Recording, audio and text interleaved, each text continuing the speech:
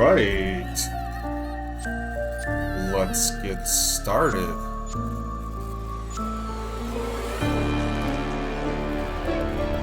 Oh yeah. Ready for some horror stuff? Alright, so welcome. Get this started right away. Let's turn this music down just a little. There we go. Alright, so hello everyone. I'm DM Dildwarf, and welcome to the Adventure Forge stream, where we learn to hone our craft in running great tabletop role-playing games. So today I wanted to give my thoughts on the latest book that we got here. Van Richten's Guide to Ravenloft. Now, I've been poring over it, reading through it, a little more thoroughly than I do normally with these books. I like to just flip through them and go, oh, that's neat, and then put them down and they collect over there until I need to use them again. But I want to get a little more in depth with this book because I wanted to make it my first review. So we're going to go ahead and jump right into this. Second, alright. So, now I have been looking forward to this book for a while because Curse of Strahd is probably my favorite official module I've run so far. Because, well, it's what got, like, my entire DMing career really kind of off the ground, because before that I was playing a family game with my brother-in-laws and my wife, and it was going good, it was fine. I was learning a lot of how to DM, and it was definitely how I cut my teeth on the system. But I started a Discord with another fellow Dungeon Master, and this was the first game I ran. And it came off to a... I don't want to get too much into that, but it came off to a rough start. But eventually I got a core group of about 4 players that just stuck with me. And we finished Castle Ravenloft all the way through. It took about a year, a little more than a year. And so Curse of Strahd has a huge place in my heart. I will probably run it again, because I think that if I ran it again, I could do much better than I did the first time. So, maybe this is going to give... And I would definitely use some of the stuff in here to make it a little better. But let's go through what's inside this book. First, there are 3 lineages, which is a new system that they have, and I'll go into explaining what that is. They have 2 new-ish subclasses if you pay attention to the UA, or if you use the UA already. You've already seen these classes. Subclasses. So there's 2 backgrounds, only one of them being an actual new background. It's the Haunted, and then an Investigator. The Investigator is the new one. Haunted was already in the last one. I actually didn't see if there was any changes. I dislike the Haunted background. I won't get into why, but I just think it's too much work to ask the Dungeon Master to do for a background, in my opinion. It's about the same amount of work that you have to do for a Warlock. If they pick a Warlock and you want to have a fleshed out Patron, which is fine because the Warlock is their class and that's important. The Haunted background just gives the player...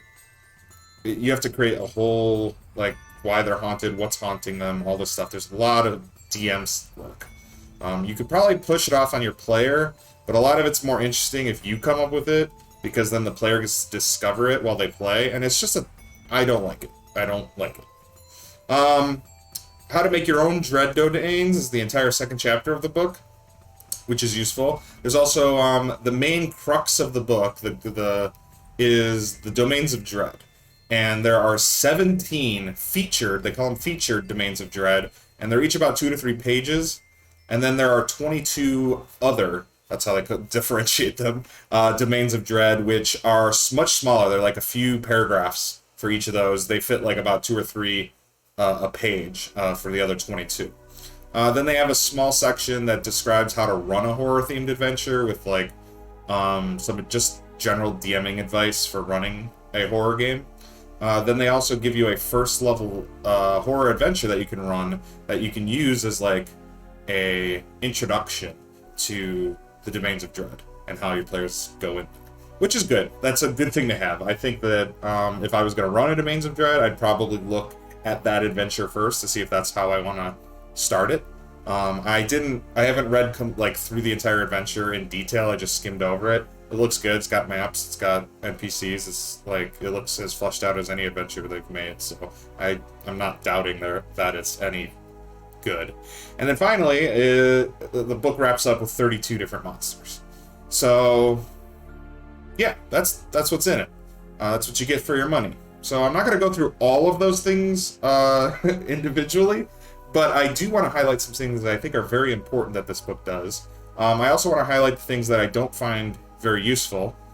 And then we're going to go through some of my favorite monsters of those 32 monsters it adds, and then I'll give you my final thoughts. So first, we're going to talk about the lineages, because I really think that this actually...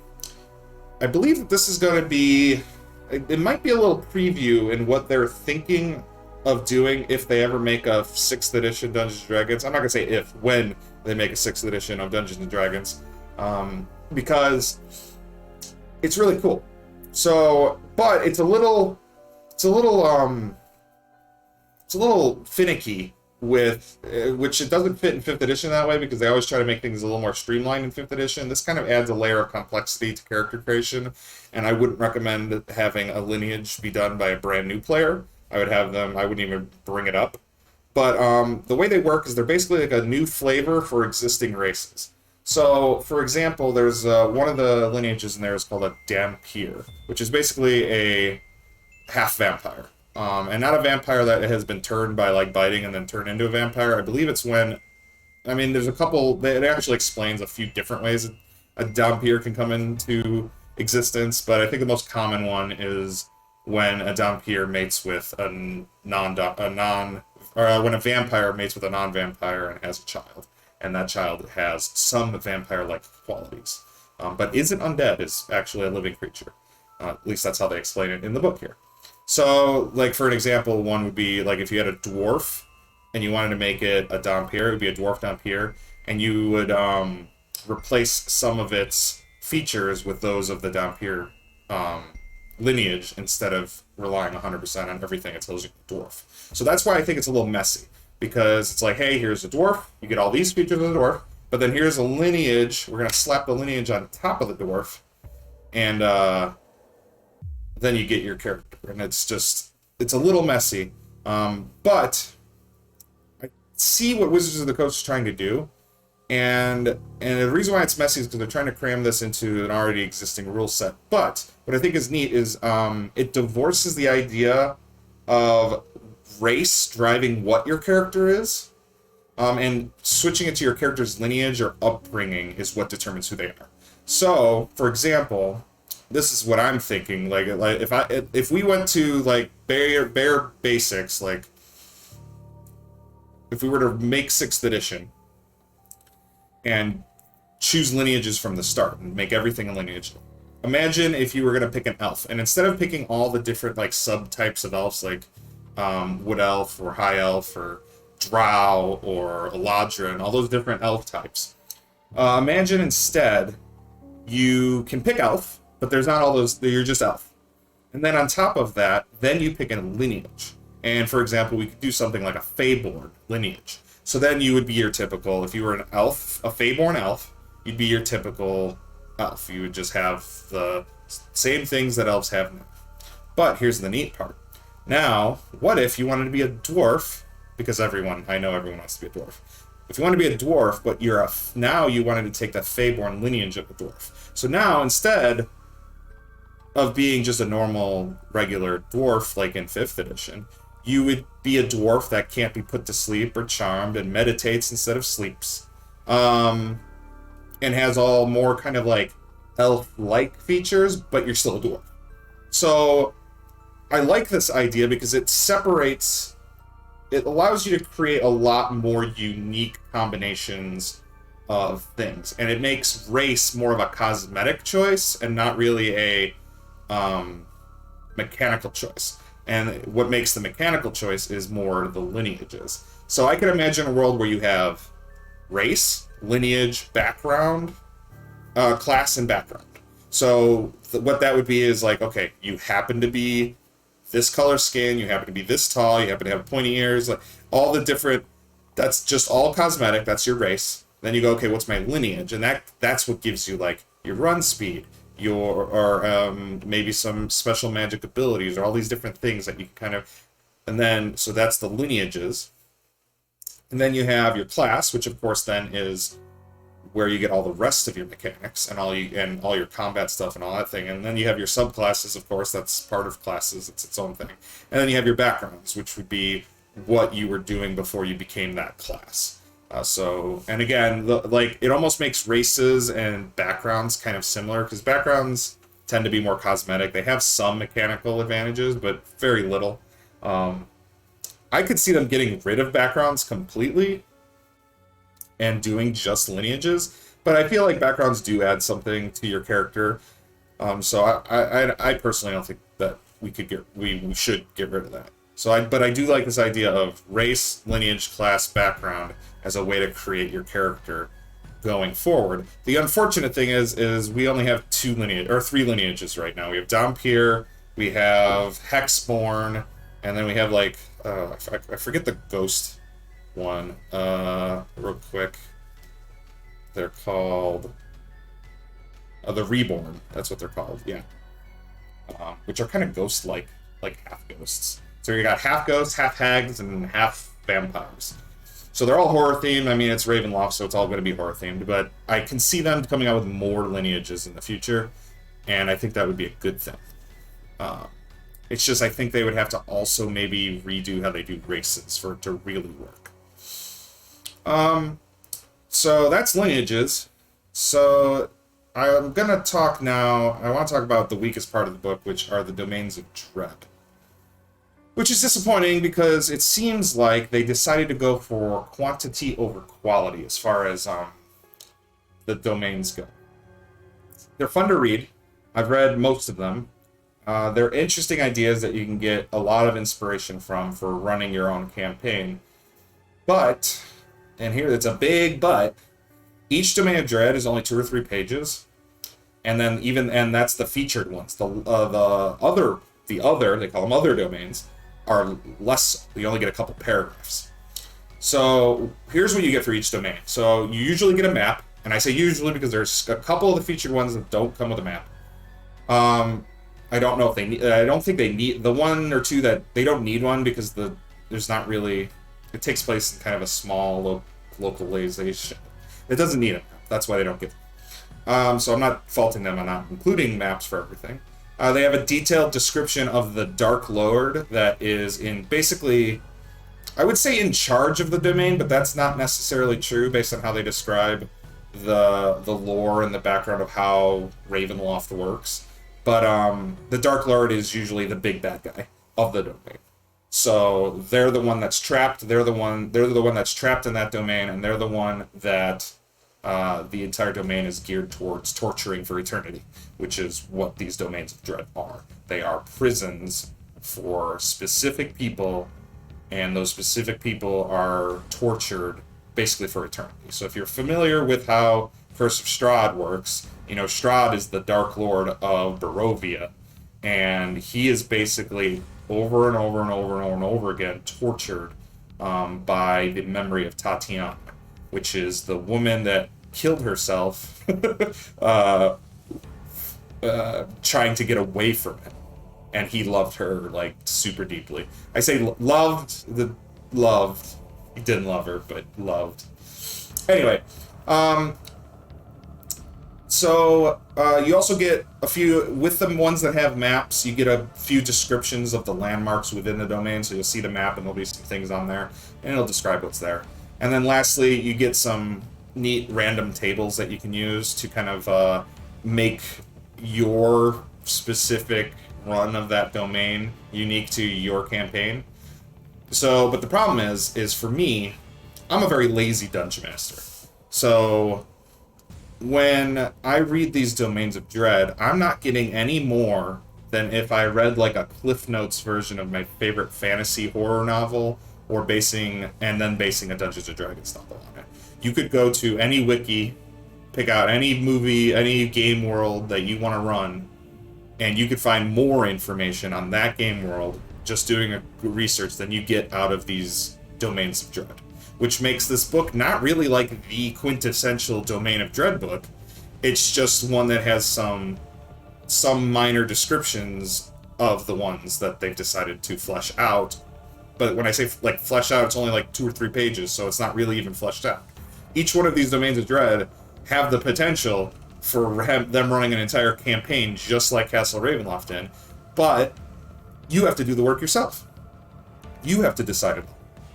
And that's unfortunate because I'm lazy and I'm not going to do it. Most likely. That's me. You might be different. You might find these awesome and inspiration and you love doing all that work. That's great. I'm not going to do that work for every single campaign I run. So I don't... that part of the book is completely useless for me. What I will say, though, is... you could, the way I would run the campaign, if I was, and would use this book, I would run a campaign that takes place in the Domain of Dread, and I would pick like 5 or 6 of the domains and link them all together, and we would run an adventure that traverses all of them throughout the course of the campaign. Because if you take a bunch of them and string them together, you actually then have enough information that you might be able to create a campaign without doing a whole bunch of extra work and have like one adventure in each domain. And that would be something I would do. That's how I would run it if I were forced to. You put a gun in my head, that's how I would do it. The only thing that's a small problem with that is the way they describe the mist. The way they describe the mist is it's a fog that encompasses and surrounds all of the Domains of Dread and separates them. So it's supposed to be intraversable by normal people, basically, and only a select few can traverse the fog. So what you'd have to do is you'd have to give your players the ability to traverse the fog, or you'd have to kind of like railroad them by being like, oh, the fog encompasses you, and then you appear in a different domain. Like, it's not really that like neat of a thing. I think it's a little... I'd probably just make the mist this magical gateway, and maybe make like a map that connects all the Domains of Dread, and then make it so that the players can traverse that only at specific times or specific ways. But anyway, that's how I would see it working. But like I said, I would have to do all that work myself, and I'm lazy, so I probably wouldn't do it. So, I will say this, though. So, with the Domains of Dread, they have all the domains that they fleshed out, and then the smaller ones that they kind of just give you little samples of. The chapter on creating your own Domain of Dread, which is funny because I say I'm a lazy dungeon master, but I would totally use this. Because, I wouldn't use it to create my own Domain of Dread, I would use it to create my own adventures. Because there's a whole bunch of cool stuff in there, and lots of random tables and lots of ideas and how to make your own what do they call it, like dark lord. So how to create your own dark lord, and it's all sorted by horror genre. So the whole chapter 2, you can go through all the genres and be like, okay, well, I want to run a cosmic horror adventure. So you go to the cosmic horror section and you read through that and you start building your big bad evil guy, the Dark Lord, but you could just, that's your bad guy. It helps you build that. And then you could use also the Dungeon Master's Guide has a great, has some great tools also to create bad guys and come up with their inspirations for what they're doing and what the players are going to try to thwart them from. Then, so then you go through that, and then it comes with a bunch of other adventure ideas of how you can create this horror adventure. And that's what I would use chapter 2 for, not creating a dread domain, to just create an adventure with, because it's got a lot of cool, neat ideas that that they're sorted by genre, makes it really fun to think about and come up with. And be like, I want to do a Cthulhu-like thing. So you go to the cosmic horror section, and you just read through that, and you figure out what kind of horror adventure you want to run there. So I'm 100% certain that within the next, 6 months, I'm probably going to write an adventure, it'll be horror, and I'll use Van Richten's Guide of Ravenloft to help me build that adventure, 100%. So, the last thing I wanted to touch on was monsters. Because, personally, I can never get enough of the monsters. So, what we're going to do for that is we're going to do... hold on. We'll do this here. Get this set up. There we go. Aha! Alright, so I've got D&D Beyond here with the monsters that I wanted to highlight that I think are unique, cool, and things that I would maybe build a campaign around, or at least an adventure. Maybe not a whole campaign. So the first one I want to highlight, we're going to kind of go we're going in the order they appear in the book, just because easy. The alphabetical, I think that falls in alphabetical order, so that's nice. So the first one I want to talk about is the Body Taker plant. So if you've ever seen the movie, or like what's it called? Attack of the Body Snatchers, I believe, or Invasion of the Body Snatchers. That's basically what this is. So, one second, I'm sorry. So it's got a great stat block if you just go through it. So the speed's slow. It can only move 10 feet at a time, but it's cool. It's got 10 feet of climb, swim, and regular, so it can move kind of across anything. But look at these stats. We got boom, boom, boom, boom, boom. Like, high above the board, except for Dex. And that makes sense because they're slow and they're plants. But honestly, that's actually higher than most plants, so that's cool. This stuff doesn't really matter too much. I'm not, like, it's basic plant stuff. But except this blind sight is 120 feet. So that's huge. So the idea that I think with this is, imagine this is a perfect creature to, like, attack your if your party is sleeping in the woods and there's a body taker plant nearby 120 feet away. He slowly over time just starts 10 feet at a time creeping towards them and eventually attacking them with their 20-foot reach Vine Lash, and it makes 3 of these Vine Lash attacks. So it's kind of weird. It can make 3 of these attacks, but it has 4 vines, and each vine can grapple 1 target. So, I mean, it's really cool because it also does the damage and grapples them. A lot of monsters in D&D usually it's like it does damage or you can grapple them. This one is like, nah, you can have both, and that's fine. That's great. So this is cool. Then its second attack is the Entrapping Pod. So what this basically does is does more damage, acid damage, as it basically pulls... It only works on a grappled creature, and it works automatically. There's no roll to avoid this. But there is a roll to avoid being stunned. If you get swallowed by this thing, you have to roll a con save to see if you're stunned. So it's a really good way to pop a creature out. You can only fit 1 creature inside of this Body Taker at a time. So that's what it would be like fighting it. But I think the thing that makes this thing unique and cool is the second, is this part down here, where it says, the enveloped target doesn't require air and gains 1 level of exhaustion for each hour it spends inside. So regardless of the acid damage it took, which it only takes 1 time when it gets swallowed, anything can only exist in there for 6 hours, because if you remember, exhaustion works if you get to the 6th level of exhaustion, you die. So 6 hours later, if the target dies, it immediately emerges from the pod as what's called a podling.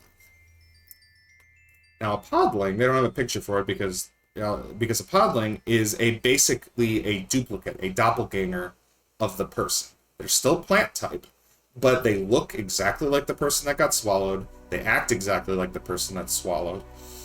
And they can go back and they enter the world. So the thing that's neat about them is you could start... The idea would be like in your head as the DM, you'd think, okay, well, 1 body taker plant would probably put itself in a forest somewhere.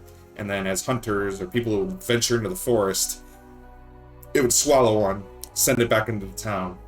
And then that one would then start bringing more people into the forest to then get converted. And then eventually, what I'm thinking is, I don't know if the podlings themselves become body taker plants at some point, or if they have to, then maybe the body taker plant has to give them seeds. Hey, go plant more of me somewhere. And then that's how they spread and become more, and then you could have another body taker plant and another body taker plant. So what would be cool, what I think would be cool, is if your players go to a village, go to a town that they get familiar with, they do quests, they quest around, it's fun, and they figure all that stuff, then they leave for a while, and they go off and do adventures somewhere else. If they come back to this town, how cool would it be if they come back to this town and all of the NPCs they talk to are just a little off? And what's cool is they got this little podling behavior chart. It gives you a little D6 you could roll on, or maybe just pick from for the NPCs on what little weird quirk does it have that makes it different and weird that they didn't notice last time. Like somebody who likes being naked and resents wearing clothing and resents their hair. So like somebody that maybe had beautiful hair before, they shaved off all their hair and are running around wearing like next to no clothing now. And everybody's just kind of like okay with it, but you're like, well, why the hell is this person running around naked now? And just like things like that. So then when they come back, everything's just slightly off. And then they could discover one of these body taker plants, maybe in the basement of one of these towns, or of one of the NPCs' homes. Or they could, you could go bonkers with this body taker plant. You could have a bunch of them. There could be a room that has like 4 or 5 of them, and that's like the big final encounter with a bunch of these podlings there to defend it. And it would be great. I think it would be a really cool campaign to run, and I would love to run one using these podlings. The next creature we have is it's a cat-like creature that messes with spellcasters, which is a favorite pastime of mine. I love messing with spellcasters because I think spellcasting has the potential to break your encounters. So being able to have a creature that goes, haha, I'm going to break your magic casting, that seems fun to me. So what these cats do is they have a bite attack. It's nothing special. They are only CR18. They're not a threat, and that's the thing. That's what makes them cool. You could fill a room with like 10 of them, describe them as basically hairless cats, and your players won't think twice about it. They'll be like, oh, I want to pet the cat, blah, blah, blah. But now imagine you put it in a room with a bad guy that you want to kind of protect a little bit, and he has all these cats, he or she has all these cats, and fight breaks out. Spells start getting slowed. Now, within 30 feet of a Gremshka, if any spell is cast, they can use as their reaction, and then they roll on this dice to do the effect. Most of the time, it's just a little bit of damage. Or it's damage, or it heals a little bit. And with 10 HP, these things are getting one shot, most likely. Unless it's like level 1s or 2s. But I wouldn't really worry too much about the healing. So they're either going to do damage, but then on a 5 or a 6, wait, what does it say? The Grimishka explodes and dies, and then a swarm of Grimishkas appear instantly in the space where that Grimishka died. So that's insane. So imagine you're swinging spells, and they'd be like, okay, that spell you just slung, the cat over there explodes, and now there's a swarm of them in their place. So now we're going to go to the swarm and see what that does. So it's not just a swarm of these things, it's almost like a completely different creature. Now, instead of having this magic allergy, that's how they describe this reaction, they get spell immunity for level 3 spells and below, which is awesome. So if you throw firebolts at it, not going to work. You throw anything less than 3 or level, even a fireball won't work on this thing. So that's insane. The swarm can occupy another people, so it's like a normal swarm. But it's got a bite that does some extra force damage, and then it's based on how much damage it's taken. It's like a swarm. The one that's really neat, though, and what messes with spellcasters, is if a spell attack rolls and misses the swarm. So that's going to be any spell 3 or below is going to be affected by this reaction. And then if you cast a spell that's higher than that, and it misses, it'll be affected by this. So what this does is it redirects the spell to another creature of its choice within 30 feet that it can see.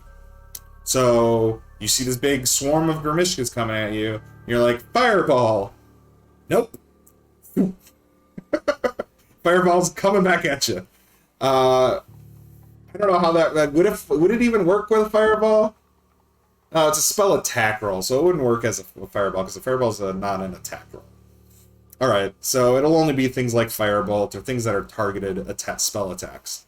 But still, that's pretty cool. That it can just mess with players like that. So like, if you do it once and then one of these cats pops into this swarm of Grimishkas, your spellcaster is gonna, all your spellcasters are gonna second guess, be like, well, there's like 10 of these cats in here. One of them just turned into a swarm. Can the other ones do that too? And they're gonna think twice about casting spells. And now your big bad evil guys basically like got an advantage, especially if they're not a spellcaster themselves. They're like, oh, now you can't cast spells at me without risking making this whole thing worse. It's pretty great. Yeah, I love this. I love the idea of this thing. I'm going to use these probably to protect the big bad guy at some point. Alright, so the next one is, who likes a good slasher flick? And if you want to run a nice, good slasher pick as your D&D campaign, there's 2 creatures in the book that are called Relentless. I'm highlighting the Juggernaut here because it's the more powerful of the 2. The other one's a CR8 that's similar to this, a little different flavor. But the idea is, they're like your slasher bad guys. They're going to relentlessly pursue you until you die. So they're a great big bad evil guy for something like this. Now, the way I would think to use this is use it against a low-level party. So it's CR12, level 4 or 5.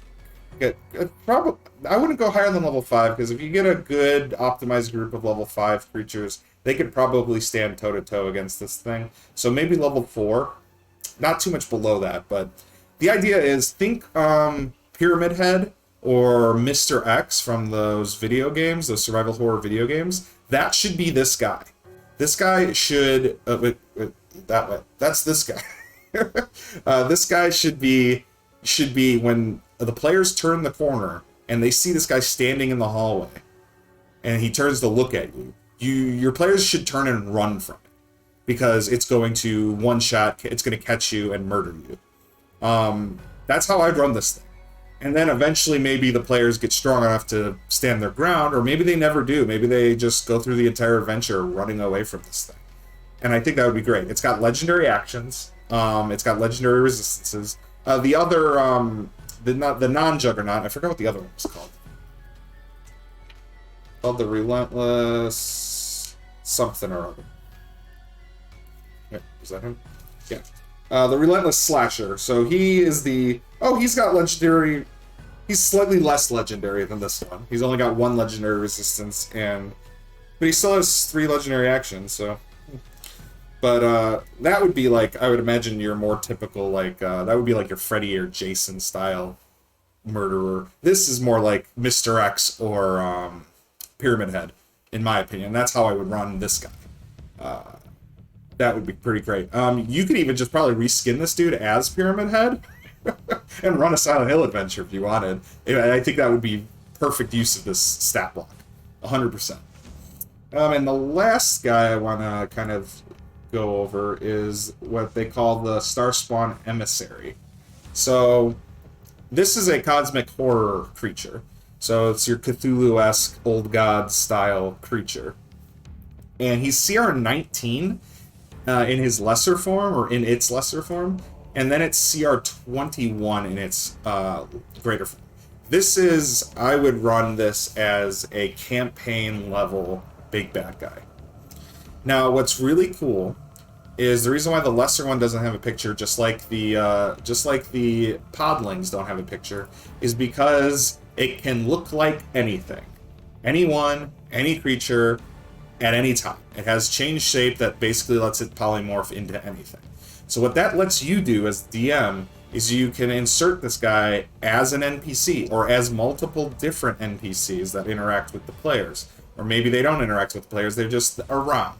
And they're lurking in the background. And the whole idea is the players really don't know the danger that this creature presents. And then all these things are happening around this thing. And the whole player's job is to figure out what is going on. And maybe they have to fight different bad guys, and they have to level up, and they're figuring things out until they finally corner this guy. Now, what's great is the idea, and it's just built into the stat block, is when it's cornered and when it has. Oh, I also want to quote some things. The description. So let's, if they discover the true nature of this creature, either through like maybe a true sight spell or anything that lets the view the true form of something. I'm going to quote right here. Should it reveal its true form, an emissary appears as a roughly bipedal mass of agitated organs, self-cannibalizing alien orifices and appendages suggestive of forms that it previously assumed. So it's horrifying. It's body horror craziness. And what would be neat is if only one player like maybe saw that. Maybe like for a moment or a brief moment, or maybe just like a really good insight check.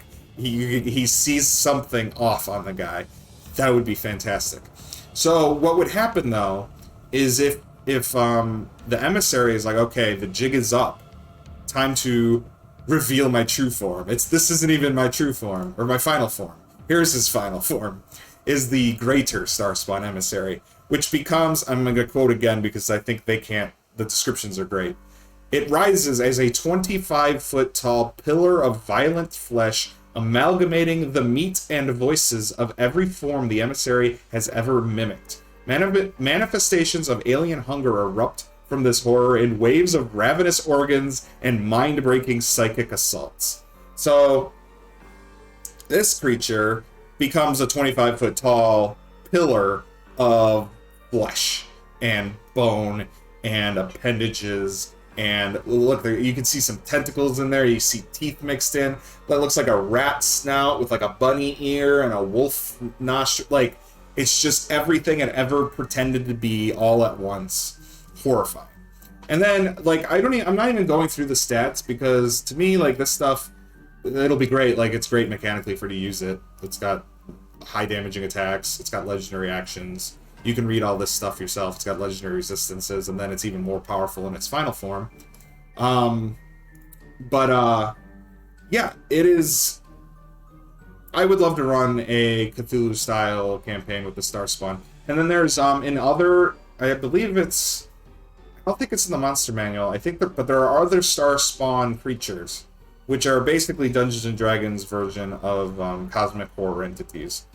And they could be easily used as the fodder and the rank and file leading up to the greater Starspawn, who ends up being the puppet master behind the scenes, which is kind of what they were missing. This fills the gap for the Starspawn creatures as a whole, where now you could probably run a whole campaign with Starspawn as your big bad guys, and run aberrations, and run this cosmic horror reality melting campaign. And it would make an awesome climax to finish it off with a big final confrontation with the greater Starspawn emissary. These monsters, they are very well thought out. They fill gaps that are missing in all the other monster manuals. They're very smartly done, and they're all horror themed. So I mean, you can use them outside of horror. You don't have to. You can use the Relentless Juggernaut as an NPC, just like a big bad guy that you just want to be tough and powerful and big bruiser. But they're great. So I'm going to say my final thoughts on this book. Let's go. Let's hide this back. Let's just pop back here. There we go. My final thoughts. It's a mixed bag for me. I love that the tools they give for adventure writing. I love the player character options. There's only a few, but they're good. And very memorable monsters. All the monsters, like even the ones I didn't mention, there's no stinkers in there really. There's a couple that are like pretty generic, but they're low CR. They're meant to just fill, but for the most part, really good monsters. It's just too bad that the Domains of Dread, even though they're really well written, they're not very fleshed out. So they seem to have gone for quantity over quality with the Domains of Dread, and only because the Domains of Dread takes up like at least half of this book as far as pages go. That's what's disappointing of it. I'm gonna give this book 3 out of 5 undulating appendages. But that's Van Richten's Guide to Ravenloft. I wouldn't say it's an essential, unless you really want to run horror games. If you want to run horror games, This is probably, I would run this is more of like, instead of it being a source book for campaign source book, it's more like a dungeon master's guide for horror. That's kind of what it feels like to me if you just pull out all the domains of dread and ignore them. Everything else in it is tools to run horror games in Dungeons and Dragons if you just ignore the domains of dread, which is unfortunate because they're so not very fleshed out. Alright, that was my review. I hope you enjoyed it. So, we're gonna change direction here, and maybe we'll change the music too. We're done with the horror stuff, so run stuff a little more chill. Nice. Alright, so I wanted to work on some Viking crap. That's what I wanted to work on today. Viking crap. No, not crap, but Viking stuff. So I'm going to pull this thing up again. Oh, well, that's not going to really work very well. Do I got to zoom? I probably want to zoom this in.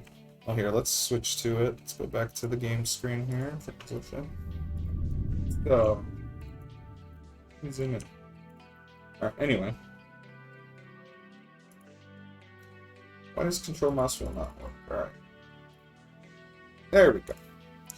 Alright, so it's been a little while since I've worked on any of this. So, I've worked on a bunch of monsters. We've got all the way through most of Tier 3. I didn't do Leeches, Forgelings, Wraiths, or Deadmass. Wraiths, you don't have to do. I'm just going to use the regular Wraith stat block. Pretty sure. But, I'm kind of done with monsters for now. Because I could go through and flesh all this out and make a bunch more monsters. It'd be fun. But it's not useful because it's stopping me from working on the actual adventure itself. So I want to go through and I want to start thinking about some of the other things I need to have in this campaign. Or in this setting. It's basically a setting. I'm creating a campaign setting. But it's not... The idea is I want to write a adventure from I think from level 1 through 5. So that'll be probably... It'll technically be 5 adventures, but they're not going to be like each adventure's one session. It's going to be... There'll probably be a few sessions for each adventure. So I'm thinking maybe it'll probably run 30 to 40 sessions to get through the whole thing. But what's fun with it is you start with nothing. So... and you build your own stuff, you build your headquarters, you just work on that thing. Work on it as players. So, I want to start thinking about fleshing out basically all of Tier 1. So, Tier 1 has these creatures with this boss at the end. These are the materials that you'll get, need to get for Tier 1. So that's kind of what I'm classifying each... well, you don't need to get it, but it's if you want to. These are things you can get at Tier 1. And Tier 1 we're calling... I actually haven't figured out what we're going to call it, but it's basically like the beginner area and the first adventure that you're going to... So here's all the Tier 1 equipment. I've gone through and basically fleshed out the damage dice. Some of this is basically the exact same that you find in the Player's Handbook. It's like it's a club, it's a short bow. What I had to flesh out a little more was the different types of arrows. Torches work the exact same way. These things, the flint knife and the flint spear, they're slightly weaker. No, not even slightly weaker. Flint knife is just a normal dagger, basically. Flint axe, I believe I made a throwing axe without the throwing feature, so... So I have to edit some of these things to make it fit more with what I'm going with. Sling will be like your intro ranged attack weapon before you can build a short bow. And also this is because you can find the ammo easier by just picking up rocks off the ground, while for the short bow you have to find flint and sticks and feathers to create arrows. So... Alright, buildings. I got the Tier 1 buildings here. These are what you'll be able to build I'm probably going to add some more stuff to this. These are just ideas for further down. I haven't really figured out what tier they fit in. I haven't fleshed out how many materials. This is all subject to change, the materials that you need to build it, because I'm definitely going to play test it a lot, because I don't want it to be boring and sluggy. So if it takes, like, I don't want them to spend an entire session just getting 20 wooden logs and then building a workshop. That's not a fun D&D session, so...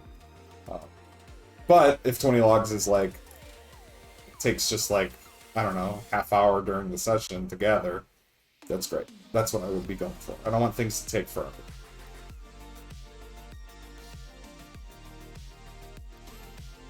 And then we're working on the food, and the idea that I have for food is, for starters, they're going to give temp HP.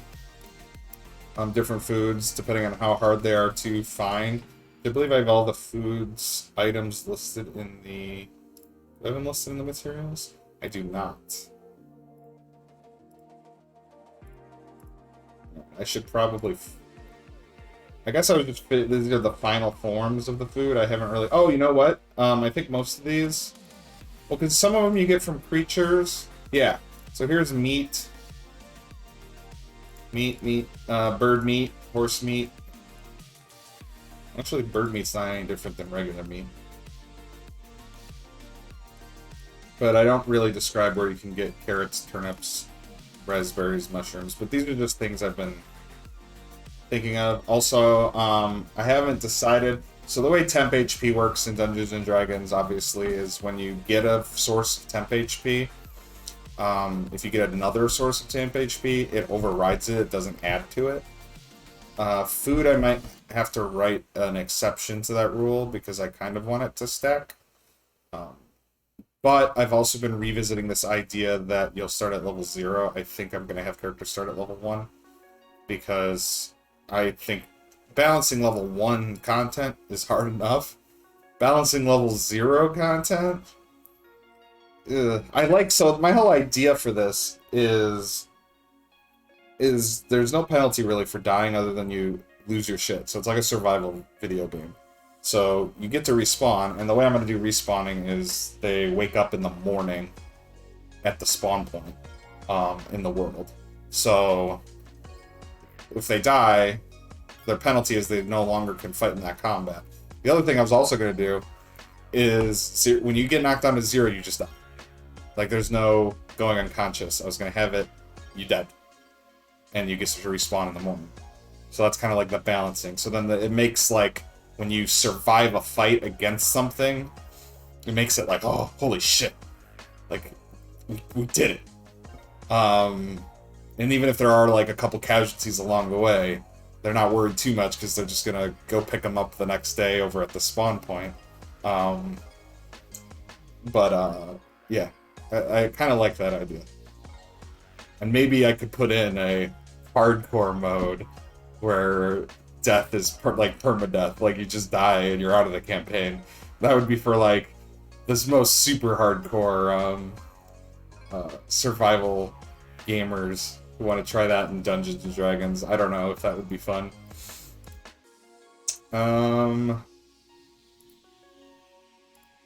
So the locations. Okay, here. This I did start this. So this is the tier 1 locations. We're gonna have the grasslands is the biome basically. It's gonna be the area that they start in. Then there's gonna be potentially they can find abandoned villages, which are gonna be just there's just gonna be resources and things, and they can maybe repair some of the buildings for themselves. And then there's gonna be Draugr villages. So I did put something, so Draugr are technically tier 3 creatures. So if they find a Draugr village at level 1, it's supposed to be a thing that they should stay away from. But we're gonna put some cool stuff in there that they might be able to sneak in and get that they shouldn't get that early in the game. But that would be a cool thing for me to put into the campaign, and if they want to high risk, high reward that, go for it. And then I started an NPCs list, which are basically, so far, just a bunch of gods that I want my players to eventually interact with.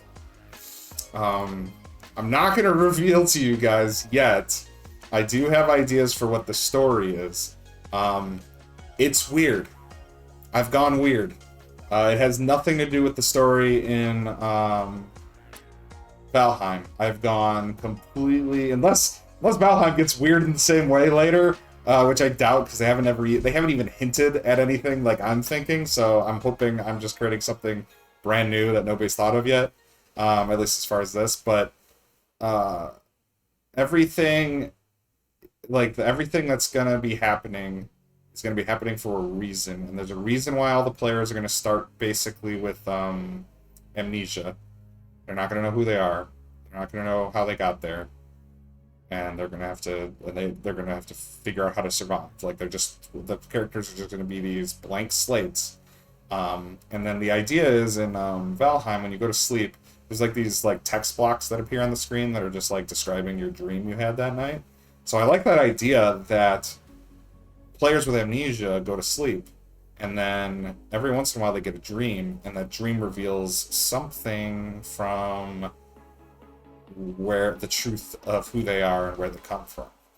And that's going to feed into the whole overarching story of what's happening in this realm, why is everything the way it is, and there will be a big reveal at the end, and hopefully a big boss fight, kind of, and I think I do want to just wrap it up at level 5. Regardless of what Valheim does and keeps going and expanding what they're going to do, I think what I'm going to do is I'm going to go all the way to... we're going to go all the way up to the tier 5 with the gremlins and the things inside in their god or whatever, and then the big boss, the gremlin boss, whatever that is, and that be... And then I think they're going to be that, and then that's going to be the final piece of the puzzle.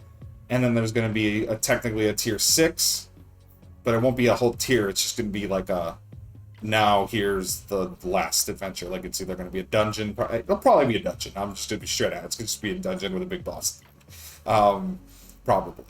Because I love my big dungeons. So, and the idea that, the thing I love about this whole concept is all your gear, all your buildings, all your companions, if I'm going to put some sort of companion as your pet system in there, I don't know. Everything's going to be crafted and made by your character. You're going to be very intimate with all of your gear. You're going to know what your leather thing is made out of. You're going to have a story behind it. If it got destroyed, or if you had to repair it, or if you kept patching it with new things, you could just do whatever the hell you want. The whole idea is by the end of this, is there's going to be all your players are going to be decked out in the gear they made through all the shit that they had to deal with to get there, and then they're gonna they know why they're there, they know what they have to do to break free, and they need to then do it, and the game ends.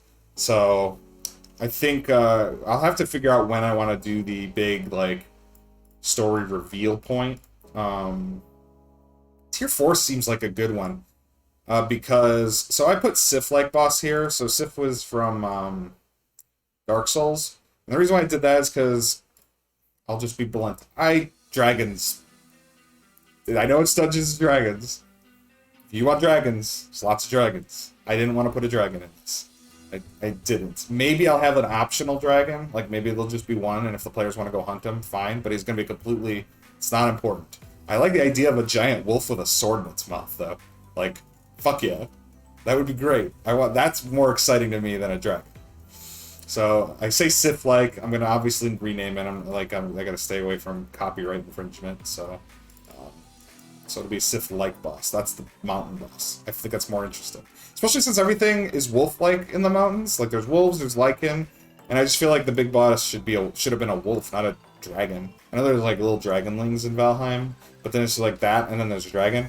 But there's wolves and lichens. Why isn't there a big-ass wolf? That'd be great. Maybe he has 2 forms. Maybe he's a big-ass wolf, and then you beat him, he becomes a knight. Or something. I don't know. But that's way too far. I haven't even fleshed out tier 1 yet. I'm talking about what I'm thinking for tier 4, tier 5, and endgame. Okay. So, I think it's hard to figure out where to start with this, because I have to create adventure, I have to create, and I also have to create these systems. of how all these things interact. And I have to write it out in a way that other DMs can understand. So, you know what? I think I'll make a new tab here. We're going to rename this tab, and we're going to call it System. And it'll flesh, and then this will just give me an idea of what I need to create before I even start writing the adventure. So, now I can't just say crafting system, because there's multiple different crafting systems. So there's going to be equipment crafting. There's going to be building crafting, food crafting, mead crafting. Meads are potions, basically.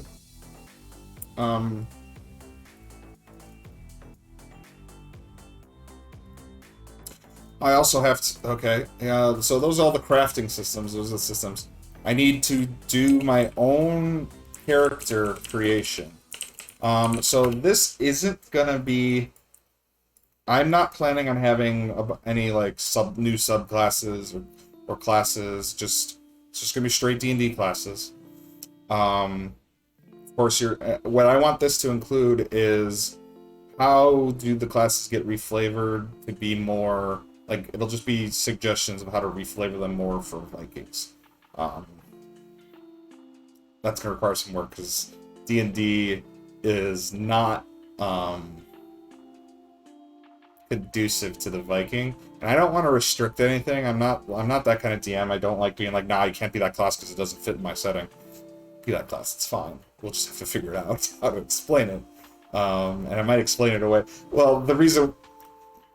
Yeah, with my twist on the system, on the whole Viking theme, there'll be a reason that makes sense for that, but I don't want that to be obvious to the players, so... yeah. So, I have to come up with character creation rules. Not rules and suggestions for how to handle the different classes. So, we have equipment, crafting, food, building, food, mead, character. Okay, so what else would I need to run this campaign? So, character creation, crafting rules. What are some other rules for systems that I need for this game? Well, all the equipment and stuff, those lists will be before the adventures. So it's basically this. The book's going to be probably 20 or 30 pages of rules, and then the rest adventure, and that'll be, if you think of like 3 to 4 pages per adventure, 5 tiers of adventuring, looking at another 40 or 50 pages of, no, 30 or 40 pages. Alright, I could probably get this thing done in under 100 pages, what I hope. I don't want a giant PDF, and that's a lot of work already for one person. One person who professionally is not a writer. He's trying to figure it out, but I'm not a writer. I'm working on it. I used to write a lot when I was younger. That's why I'm doing this, is because I'm getting back into it. But so, what other things do? Character creation. Well, we'll just do like equipment. Oh, well, it's equipment crafting. So, okay. I don't need to write that, because in the equipment crafting, and the building crafting, and in the food crafting, and the meat crafting is going to have the tables that contain all of the items, and then descriptions for all the items. Just like you see it in the, what's it called? Dungeon Master's Guide. Or Player Handbook. Probably more like what it'll appear in the Player Handbook, so. So we don't need to separate that out. Monster... section. It's gonna put monsters. So there's gonna be a section in the book, monsters. Monsters are almost always at the end of the book. And all D&D stuff. That's true in Ravenloft. It's the last chapter in Ravenloft.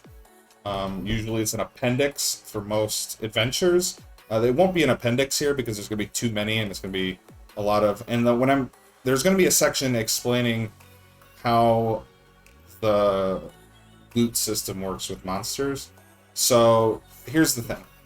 I don't want it to be video gaming. I don't want my players to think that, oh, this creature drops. And I've kind of already started it that way. It's like, see how I kind of like D4. So this is very video gamey right here. This is just kind of placeholder, because once I flesh out how players are gonna pull things out of creatures. Alright, I'm gonna explain to you how I run it right now in my games, in Dungeons & Dragons. So, and I don't know if this is the proper way, I've actually never looked too hard to see if there were actual rules for this, but the way I do it in current Dungeons & Dragons is they make a survival check on the creature. And then me, I put DCs for survival checks are 10 plus the CR, usually. That's just rough. So the CR 12 creature would be a nature check of 22 to harvest anything. That's not exactly how I would do it, but it's roughly what I do. So if it's like, it works for lower CR creatures. If I go higher, I kind of like, I cap it out at 20. Unless it's something really hard. Like if they go like, they're like, I want the dragon's heart. They'd be like, you're gonna have to dig through a lot of flesh, and you need to know exactly what you're doing, otherwise you might just fucking cut the heart. So that's gonna be a big check. But, so for example, like, these bird feathers. They kill a bird. I'm just gonna like, that's not a hard survival check. I have to decide what the survival check is. That's the system I'm talking about. That's what I'm gonna say. So I have to figure out how I'm gonna codify that to make it in the thing. These different drop tiers might be the different... I might actually have different stages of success. So instead of it being a all-or-nothing gig, it's like, hey, I want to harvest from this creature something. If they fail, they get the first drop.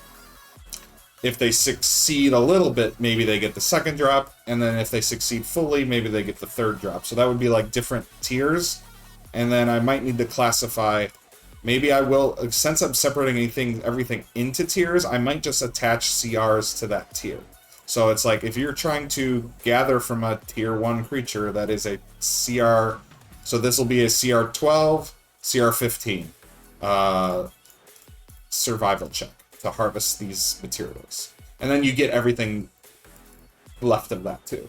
So it's like, if you're here, you get 1d8 pounds of meat and 1d4 hides. If you go all the way, if you succeed super successfully, you succeed in getting the antlers, the meat, and the hide. And the way I'm going to run this, and the way you got to view it, is if you're if let's say you have to fight and kill this deer, you could totally argue, or if your player tries to argue with you, it's like, well, can I just cut the antler off? It's like, well, the antlers, well, let's see if you can do it. Roll the survival check. They roll the survival check, they fail. And they're like, oh, stupid. I'm like, well, maybe you did try to harvest the antlers and you found that they were not good antlers. Maybe they were just like, maybe they were pretty hollow and thin and weren't going to be useful to you. Or maybe you broke them trying to harvest them. Like, that's how... It's a freaking video game, and you have to, like, you have to have a fail state for things. Even though, like, if you're really well trained, have high survival, maybe a hunter, and you can do it perfect every time, then you should have proficiency in survival, and that's what that would represent. So I have to come up with a... So that's another system I need to create. That'll be under the monsters. So I think I'm gonna do harvesting. So that'll be the whole thing, and then... there's gonna be a monster section of the book, but that's the rules I need to write. Is how to actually get the items out of the creature.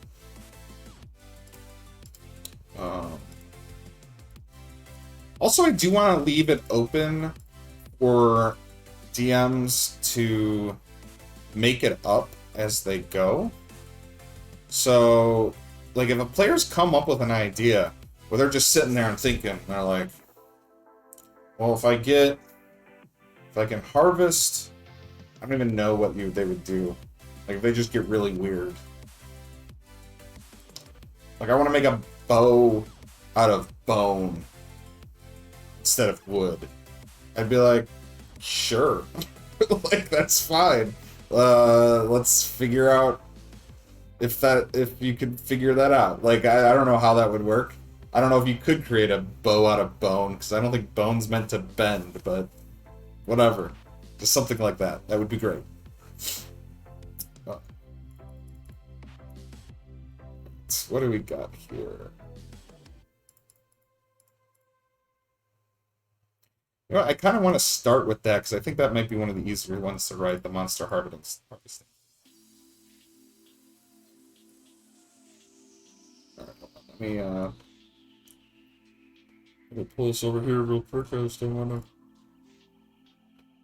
show you everything that's on my drive. So, let's go here. Here's my folder for this stuff.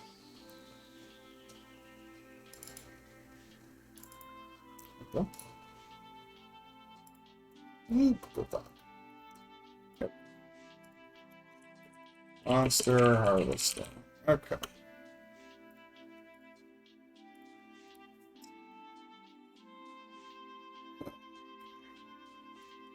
So.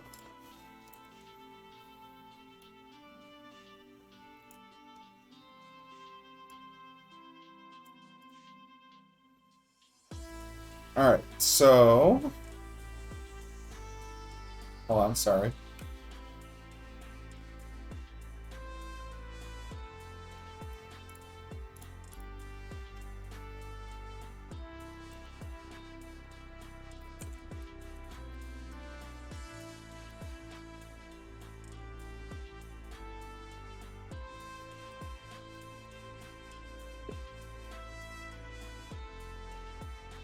So this is... I'm just gonna... Yeah, we're gonna zoom out a bit, but... So this is gonna be heading 2. This will fit just right in the monster section. This will be like right, probably a couple paragraphs before all the monsters are described.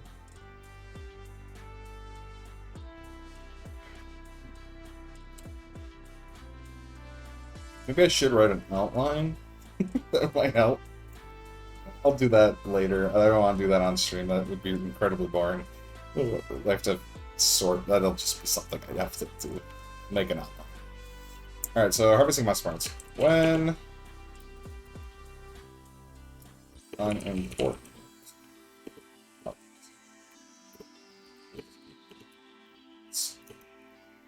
Making use of everything.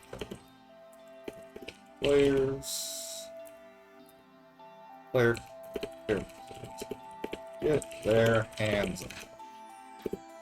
What part of this?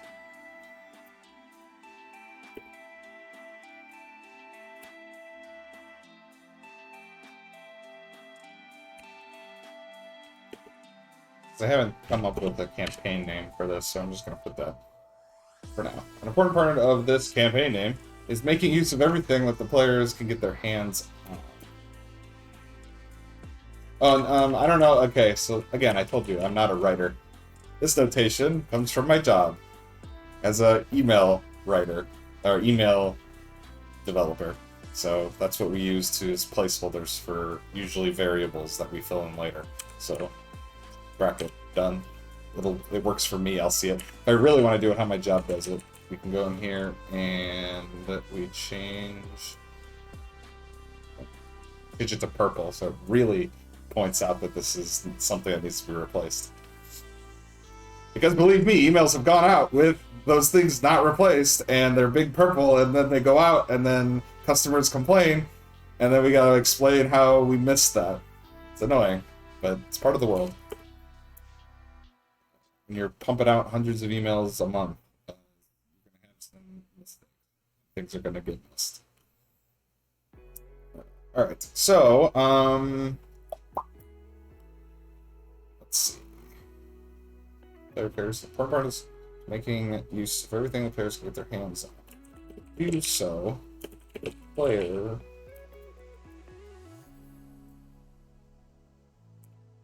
so they must make a survival check. Okay, going to be a, sorry, wisdom, survival. Survival is capitalized. Check based on the EC or the tier that the creature belongs to.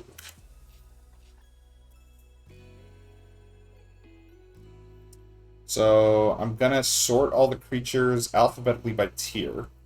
So, and that'll make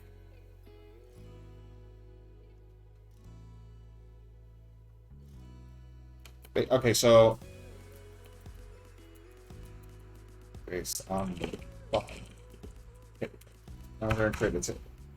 So the table's gonna have should we have a fail state? Like, should it be possible that the players go to harvest something from a creature and they get nothing from it?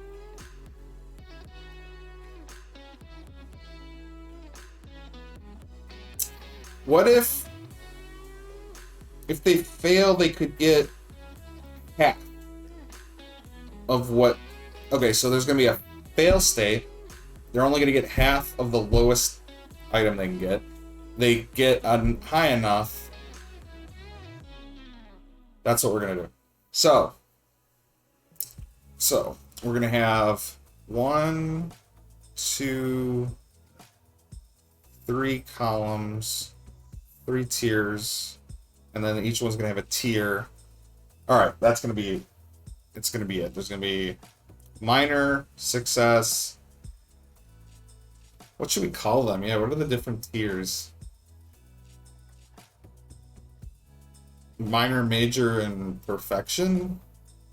I like this idea. Like, that's very video gamey too to me, is if it's like... In a lot of crafting systems, there's always like... There's like regular and then high quality in a crafting system in a video game. And usually the difference is like basically just luck. So the idea that there's 3 different tiers, so that means we could do like low quality, not low, medium, and high. It's boring.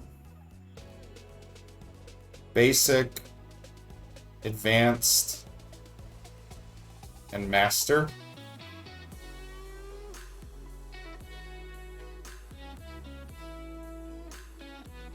Let's do that for starts. I might change that later. I'm not 100% sold on the idea, but we're gonna have 3 columns and... Oh, we need even another row because I gotta do the header. So this is gonna be tier 1, tier 2, 3. Oh, cool. Cabin just does it for me. 4.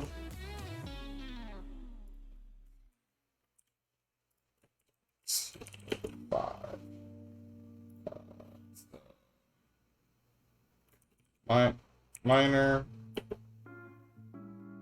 best, minor success, major success. We're going to add a column to the right. I'm going to call this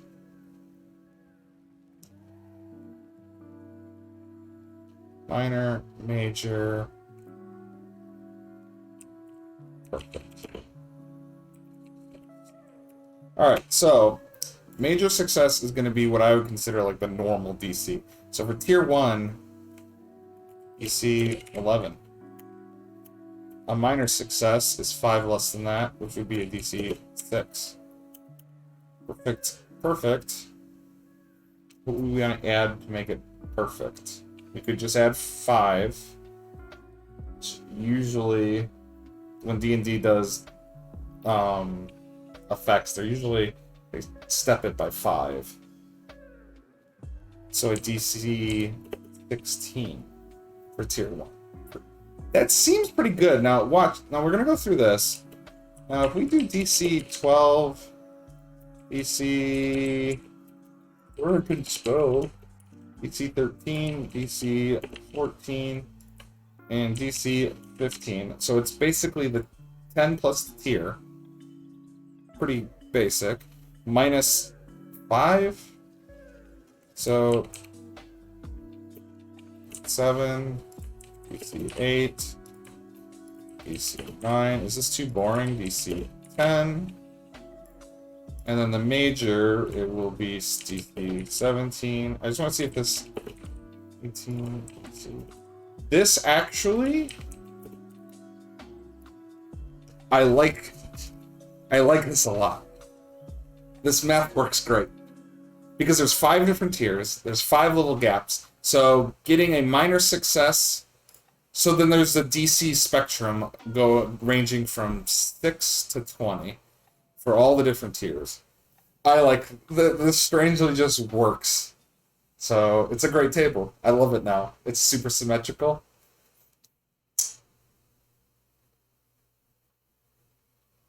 Yep. 100%. I like it. So a minor 6. Okay,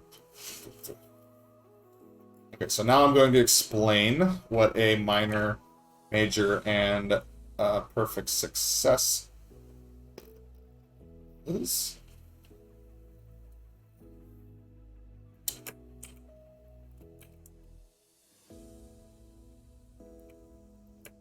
If the check fails, they get half of the materials. Okay.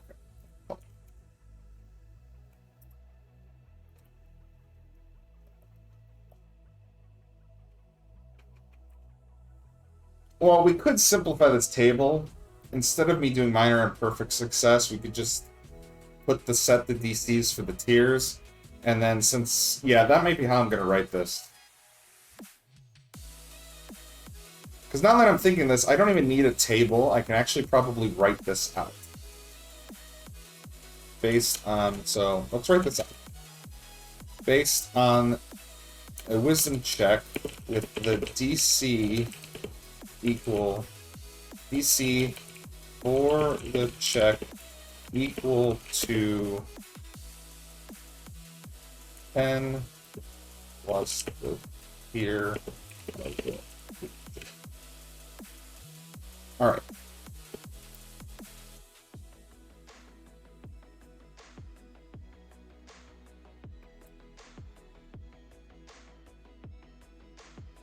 So if they fail this check by 5 or less, it is considered a minor success. It's considered a minor success. And they get the materials, the... Go over to my monster table.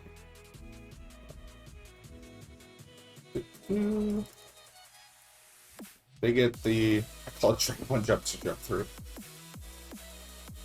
Minor materials, major materials, and unique materials. So the idea, so the last one is these are supposed to be unique to that creature, which doesn't necessarily mean like birds, feathers are unique to birds, but they're not a unique. But a hare foot, a rabbit's feet. Why is this called a hare? Just call it a rabbit. And lucky rabbit's foot.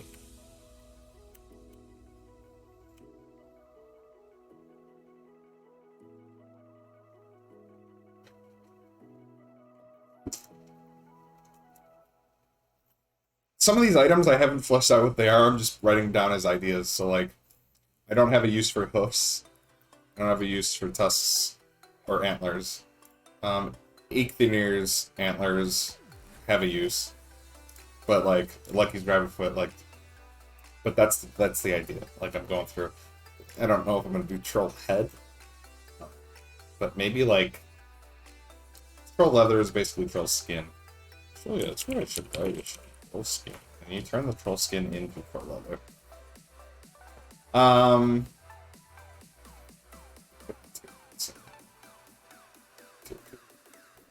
Call this. Bam. Alright, anyway. So, minor, major, and unique. Okay. Let's go back over. So, they get the minor material. If the check fails by 6 or more, they get half. Half rounded down.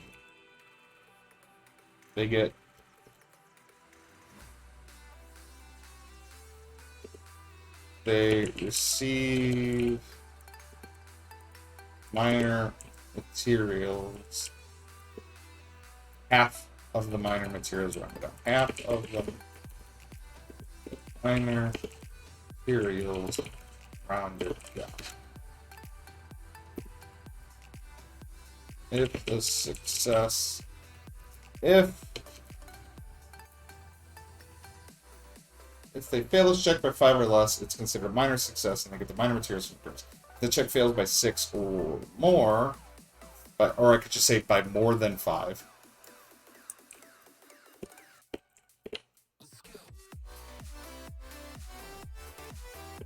If the check succeeds by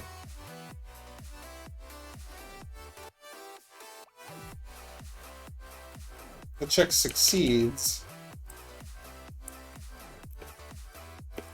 by 5 or more, it is considered a perfect success, and they receive all materials for that creature. Otherwise, a success grants the major.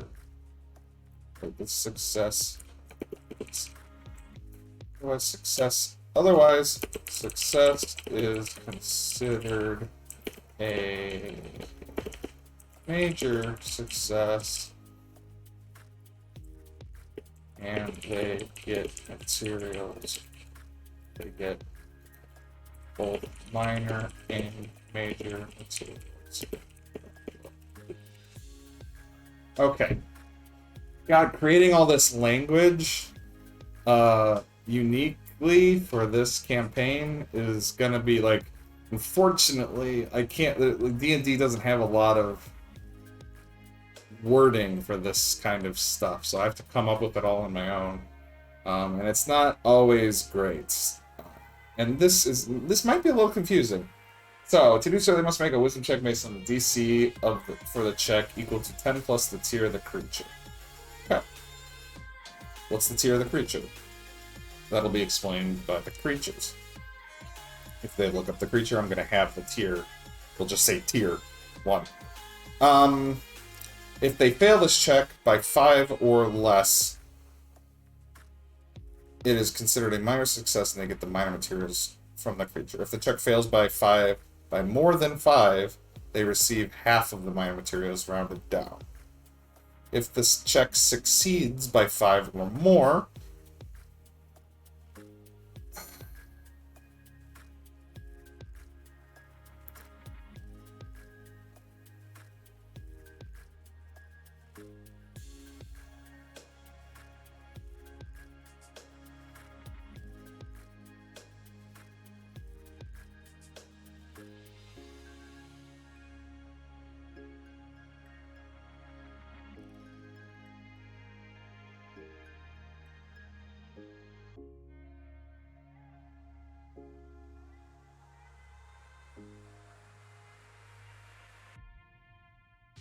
alright, I think the part that's making this confusing is that. And I think the order of this needs to be, if they succeed the check. Alright, I think what we need to do is we gotta go backwards in the order to make it the most. So we're gonna start with a perfect success. If the check succeeds by 5 or more, is considered a perfect success and receive all materials for that creature.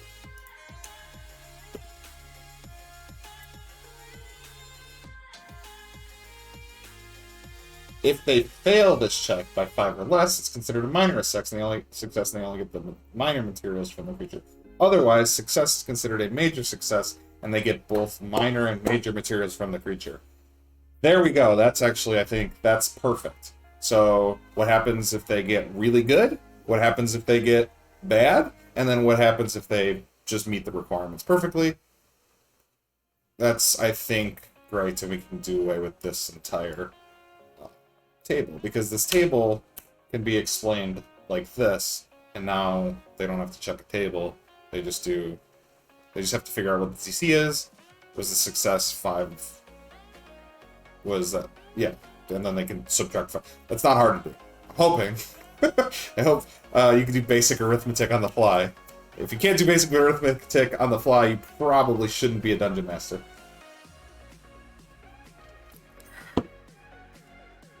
That's it. Rule done. I think.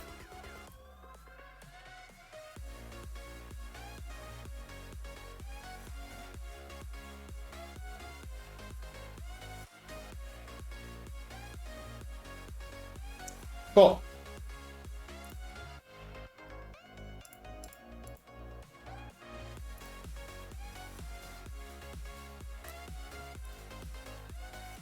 And then I don't have to mention, so it's like minor, major, unique. So minor and major, I don't have to say what unique is in that rule because it says all, so they just get all of this. I like this. This is a really good way to do this. The way that that I know what will come up is, you know what? Let's put this in. If the player wants a material from the creature that is not listed in its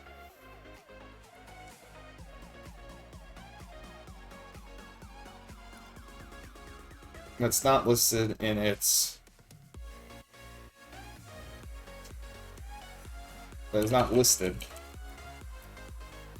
then they need to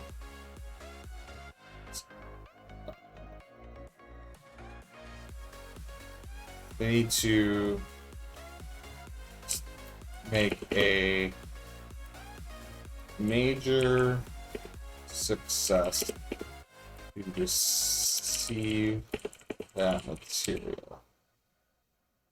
I think that's fair. If the player, what is this? What are you? It's a material. If the player wants materials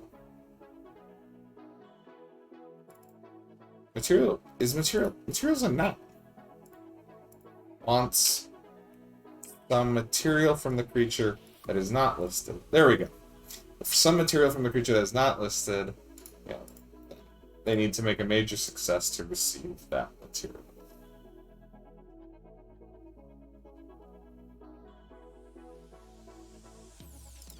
There we go. That will cover when the players want to get creative. And no, I don't want to become famous. I wish I could ban people from OBS.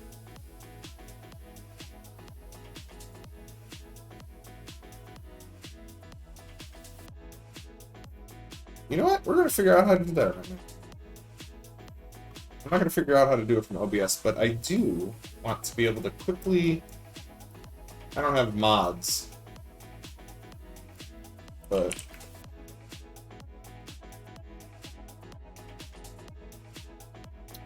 so if I go to Creator Dashboard here, go to Stream Manager real fast.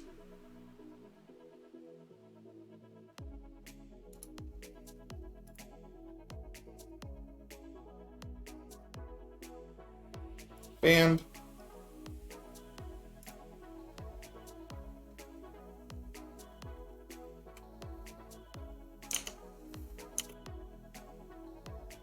got him! It's not gonna do anything. Obviously, it's a bot that creates... So, I've learned that it's really easy to make a bot for Twitch, and it's really easy to just spam shit. So, I do need to get a mod bot to handle this stuff. So.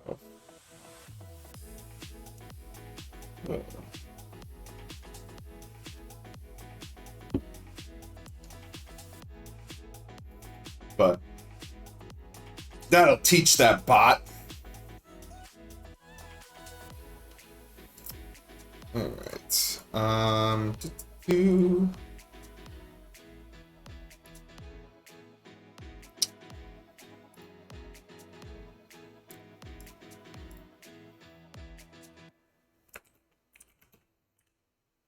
I like making checklists and then checking off things off the checklist. It's pretty satisfying. I don't do it often enough in my life.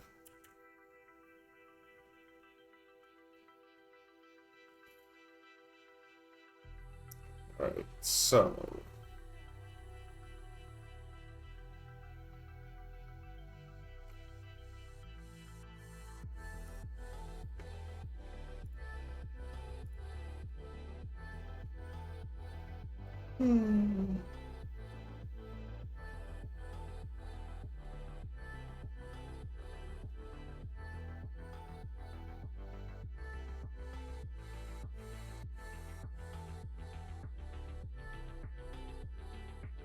Alright, so, next thing we are going to do...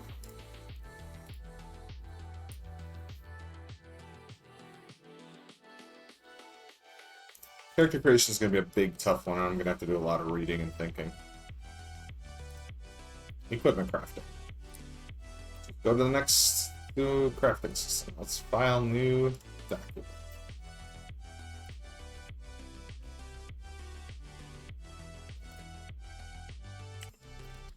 Whoop. Nice. Period. Okay, so if we go to equipment, there we go. Alright, so materials. Ooh, and then I got upgrading / repairing. Oh yeah, I was gonna have an upgrade system.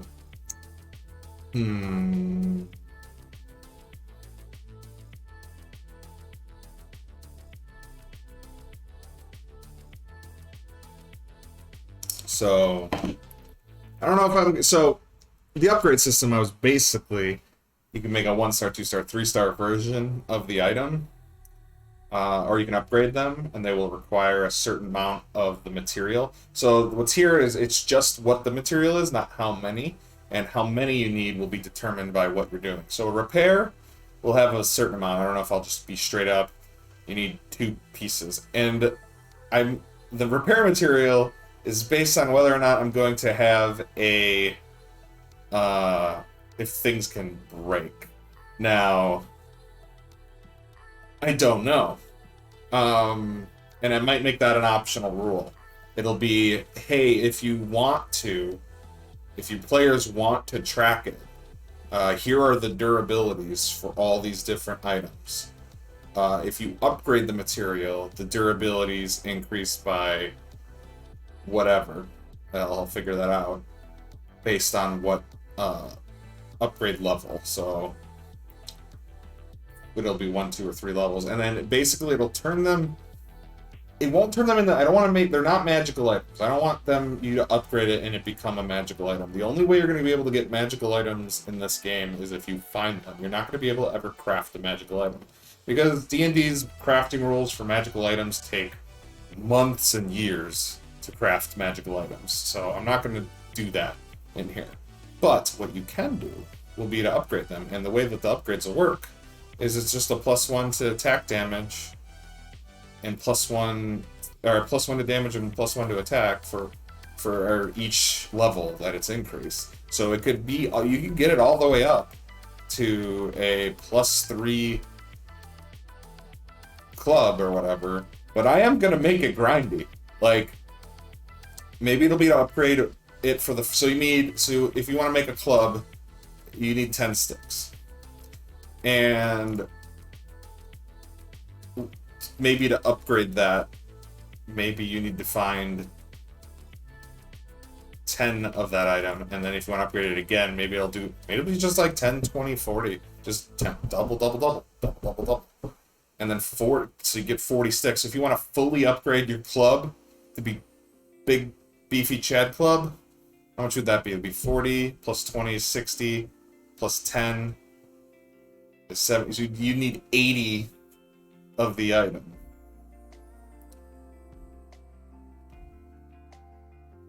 $80 sticks. Maybe you could do that. I don't know. How long would it take to get other 80 sticks in my game? Fuck if I know. I haven't... That's the other thing! That's it! So some of these materials you need to gather from just the surrounding area. So how do you do that? So we're going to have a gathering system. Huh? So gathering system in Dungeons & Dragons already exists.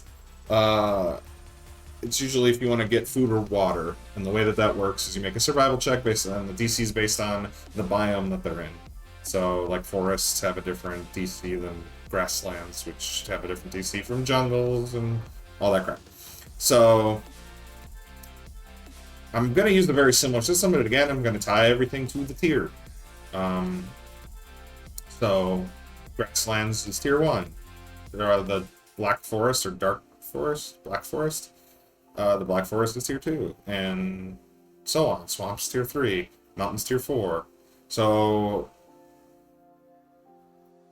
what I'm probably gonna do is it's gonna be...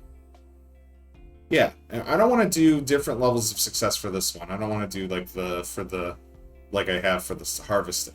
The gathering it'll be success or it'll be fail, success, fail. And if you fail, you don't get anything. I think is how I'm going to do it. And if you succeed, you get to roll to see how much you cut and gather. And the way that they usually do it in, at least the way I'm doing in Tomb of Annihilation, is, and I think this is how it's just straight up how it says it in the Dungeon Master's Guide. But I'm going to probably rewrite it here just so that I just want my document to have all my rules for my system. Is we're going to have you roll. I forgot what it is. For food, you get 1d6 pounds of food plus your wisdom modifier. And that's maybe what I'm going to do here. So it'll be plus your wisdom modifier. Maybe I'll do plus your level.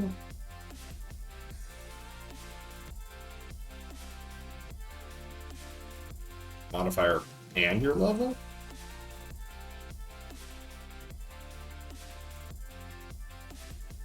So you're like, I'm gonna go find stick. Like you have to pick a material, you have to do it, and it takes an hour. And because that's the other thing I have to explain is got another system here. System. So everything here takes time. How much time? So the way I'm gonna break time down to simplify everything is hours. Everything takes hours. Not even like a fraction of an hour. Even if it only like theoretically could take 15 minutes, it's just gonna be the minimum time something's gonna take is an hour. Just so it makes things go. So the way it's gonna go is okay, you're at the village, you just finished building your bow. What are you gonna do the next time? You just spent the last 3 hours and you built a bow. Now this hour, or what are you starting at? And then it'll go through. And then the other thing I was gonna have, see, this is why we're talking about this, because I'm writing all this shit down now. So the other thing we're gonna have is, not only are things gonna cost time, they're gonna cost energy, and you're gonna have basically an endurance meter.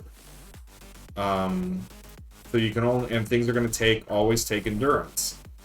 I haven't figured out how I'm gonna do it with combat. but basically, there's only a certain amount of things you'll have energy to do any...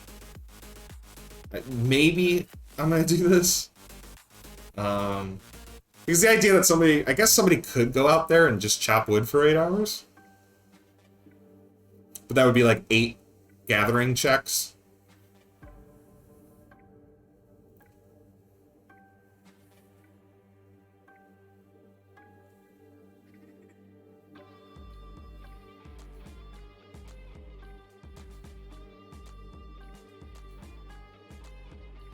Yeah, I'm trying to figure this out. See, the gathering system, and also what I have to put in the gathering system is there's going to be requirements for you to have certain tools to be able to go gather certain items. Like, you can't just run into a forest and get wood if you don't have a fucking axe. So, if you want wood, you need an axe. If you want to go get some ore from a mine, you need a pickaxe. If you want, like... You know, you can pick, like, things you can just do with your hand. Like, that's why we have sticks and logs. The sticks you can just pick up off the ground or break off of trees. Logs you have to whack. So we have a gathering system, a time system. What was I just saying? We needed, oh yeah, the endurance system. That's going to be questionable. I don't know if I want to do it, but what this will do is it'll potentially give the players another reason for food. First off, they have to eat food to survive. That's just how Dungeons and Dragons works. But they also need food to have endurance. So the idea is maybe, like, if they eat during the day, they can refill their endurance so that they can do more stuff that day. And if they don't have food, then they might not have enough energy unless they go to find food to do everything they need to do that day. So we need an endurance system. Wow. This thing's it's gonna be fleshed out. I'm not gonna half-ass this thing. It's gonna be a full system to play Valheim in Dungeons and Dragons. I want the crafting system.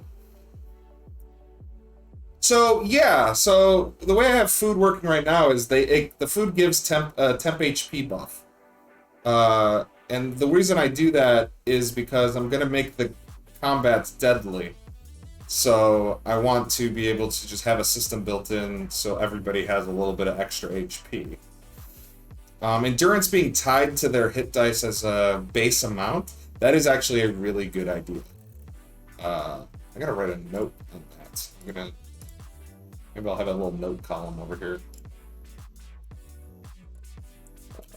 Tie endurance to hit dice.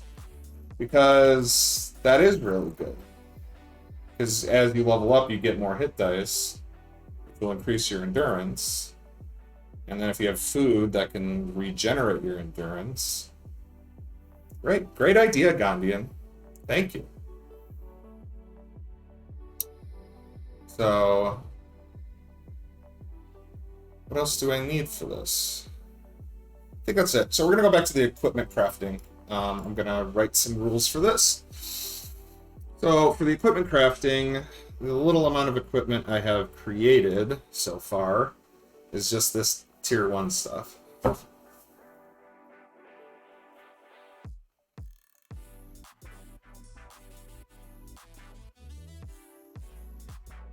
So are you saying, Gondian, that you spend hit dice to do things as the endurance meter? Because if you're that's also an interesting idea, because if you're injured and you run out of hit dice because you spent all the hit dice, let's say running out into the forest and gathering wood, because you won't be able to short rest to get your HP back. You'd have to long rest to get some of your hit dice back, and then making it so maybe food gives you hit dice back. Ooh, all right. if I could hire you as a consult, maybe I should. But instead, like taking a dash action on a turn costs 1 hit. So I don't want to do that too much. Dash, that's fine. The endurance is going to be, the endurance is more of a long-term thing. Like you spend an hour chopping wood down. You're going to spend endurance to do that. For the stuff that's like quick like that, where if there's combat happening, I don't want the endurance to go down that quick.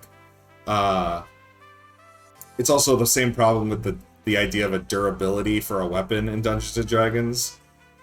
Yeah, it's basically a currency for downtime, because a lot of this campaign that I'm kind of building, like I said, I'm calling it my Viking survival game. It's Valheim, if you've ever played Valheim, but in Dungeons & Dragons. So the idea is they'll be spending a lot of downtime gathering things, crafting things, before they go on their adventures, or, like, getting ready to go out and do stuff. So, yeah, I wanted a system that kind of limits how much they can do in a day, so they can't just be like, oh, I go and chop wood for 12 hours straight. It's like, well, can't do that. That's a lot of energy to chop wood. So, yeah, the idea of tying it to hit dice in some way is really cool, because that's a system that D&D already has. It's gonna have it's got a trade-in built in. It's like you use hit dice to do this, you might not be able to heal later, and if you want hit dice back, that might be a thing to add to the food. Like maybe every time you eat a piece of food, you could get you some hit dice back. So that means if you want to heal, eating the food gives you the hit dice, and then you can take a short rest to then spend that hit dice. Like, that's kind of, I like that. That's a cool mechanic, and it's just fits Dungeons & Dragons perfectly. Tie endurance to hit dice. Food could restore hit dice. And then, of course, you get half your hit dice back on a long rest. Easy. That's really cool. Tying endurance to hit dice is a very cool thing to do. Also, if you haven't, the key part is that it doesn't. Yeah, you're the 100%. That's what I'm trying to do, and that's my biggest focus on building this. Is I want all my systems to be kind of like that, where the dungeon master reads the system and goes, "Oh, that makes sense," and doesn't have to think twice about it. Like the one I just wrote before you joined is the monster harvesting. It's a single DC check. Done. They kill a monster. They want to harvest parts from the monster. Roll a survival check. Well, if you want to be my consultant, unpaid of course, you can always hit the follow for me, and then whenever I do these streams. That'd be great. Thank you. There we go. Thank you, Gandhi, and I would love to have you here and help me build this thing out. So yeah, so we're gonna work on this equipment crafting. So let's go to my equipment list over here. So we're just going to use the club as an example to build this out. So how would we want...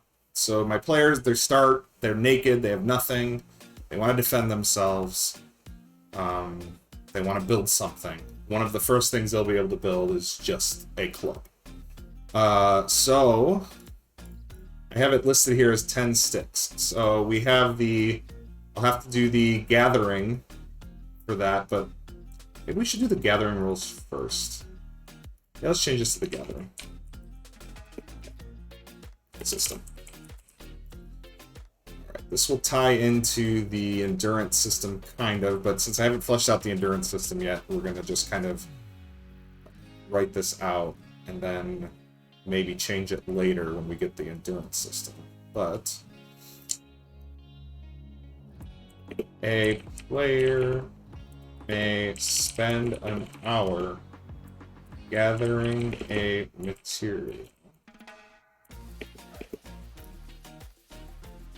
Gathering a material of their choice that is available in the location. So if they're gathering material of their choice and available in the location. So the simple thing for this is it's going to be a survival check. A lot of stuff's going to be survival, wisdom survival check.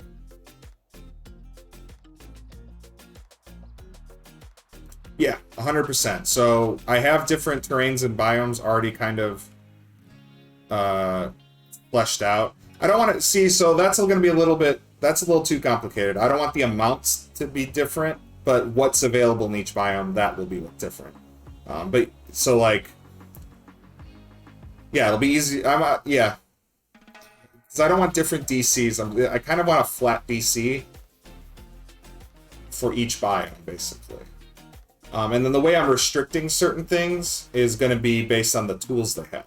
So if they don't have, for example, I think I might be repeating myself, if they have an axe, they can get wood, they can get lumber, but if they don't have an axe, it doesn't matter if they find trees, they can't chop them down, so. Yeah, so they automatically get axe. I mean, it's probably going to be a dice check. It's going to be like 1d6 plus their wisdom modifier, I was thinking. Because that's just straight up how it is in the Dungeon Master Guide. It's wisdom plus... whenever you're gathering food or water, it's your wisdom modifier is basically what determines. I think I might put a minimum of 1 on that because I don't want a negative wisdom modifier to hurt you for this. So the player may spend an hour gathering material of choice that is available in the location. Once they decide on a material, the DC, they must make a wisdom survival check. The DC is based on the location.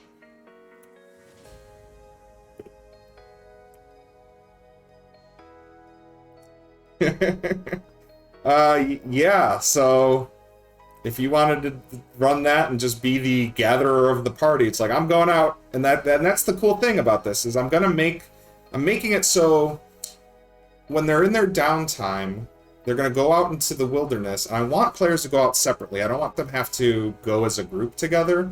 I want them to split up. So if you wanted to be the gatherer, and then somebody else was, I don't know, the cook, or just like, you can all figure out what you want to do in your downtime. So the fact that if somebody would sit there and be like, I'm going to be a ranger with the guild artisan background, and I'm going to run around and I'm going to gather all the things, and I'll be like, great, that's your job. Once they decide on material, they must make a wisdom survival check where the DC is based on the location.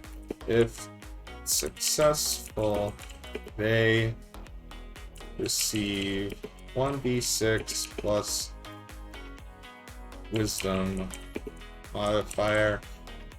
And then I was also going to maybe add their level plus character level. Maybe. This is kind of going to be... This will need testing, I think.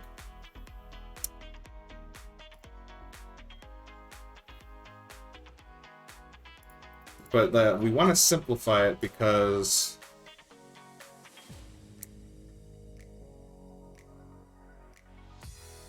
Yeah, so like if the endurance, so if we're talking about, I think if you're talking about endurance, make it so the player can spend 1 hit die per hour spent.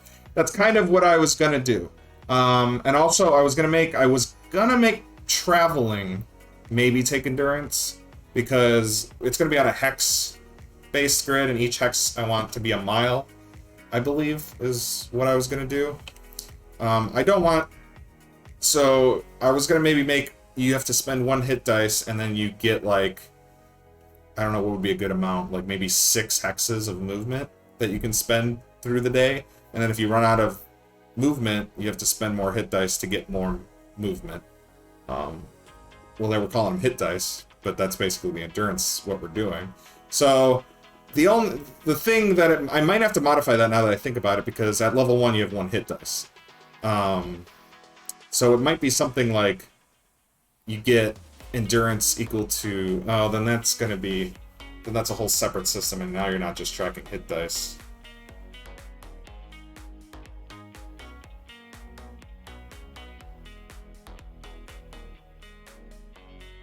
Ooh, I do like that. That's a cool mechanic. You move into a hex, roll to see if it tires you.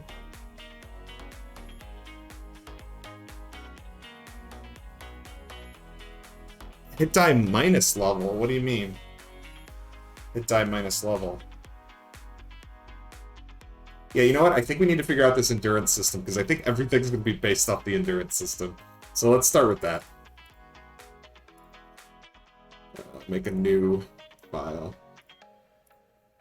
I'm making these all different documents because I want them all to be...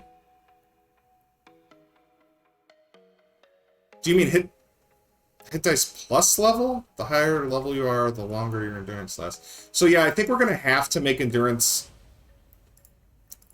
separate. No, see. Man, the elegance of just using hit dice is pretty good, but I want you to be able to do more than 1 hour of work per day at level 1. Especially since this is only going to go up to level 5. It's going to be 1 through 5. So the idea that you could only have upwards. So yeah, we're going to have to maybe base the... It'll just be... Maybe you have endurance of 5 plus character level. Maybe 4. I mean, 5, 4, 3, 4. 4 plus your character level, so you start with 5. So you can do 5 hours of work every day. And that, whether that work is... Roll the hit die plus proficiency. Ooh.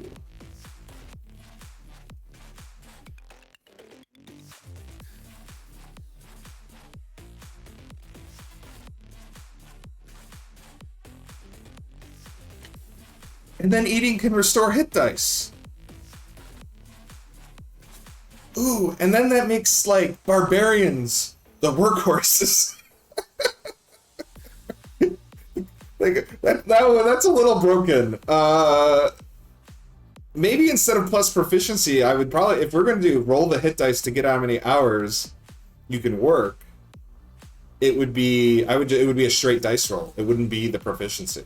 Because the idea of a barbarian potentially doing 12, 13, 14 hours of work in a day, I mean, maybe that is kind of cool. And if you want to do more work, like so basically what that means is they're the weaklings, yeah, because they have the lower hit dice. But if I allow food, certain types of food to restore hit dice, that just means they're just like chowing food down to keep their energy up. Okay, I like this. Alright, so I do like rolling the hit dice, and you have to spend the hit dice. You spend the hit dice, you roll it, and that's how many hours of work you can do that day. So you wake up one morning, you roll a hit dice.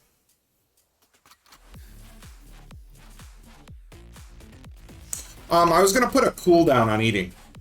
Like, you can't eat if you're not hungry, basically. We could do an overeating mechanic. But basically what it'll be is, like, if they try to eat when they're not hungry, they just don't get the benefit from the food. That makes it much simpler.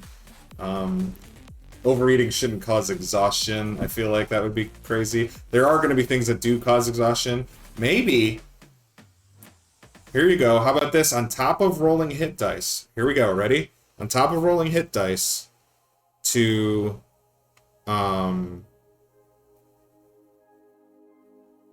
Well, see, Alex, I mean, that's cool, or Kazumeki, that's cool because it's realistic, but the problem is that's like a gotcha mechanic, where they'll only make that mistake once, and then they'll never do it again.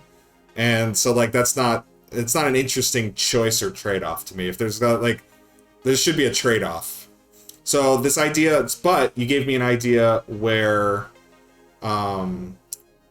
wait, did you give me an idea? Wait, somebody give me an idea. Oh, the exhaustion levels. So, what if... Okay, so you roll your hit dice for hours.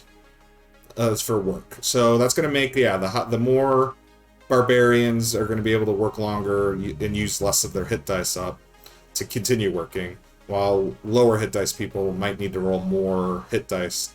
Then there's food to restore hit dice, potentially.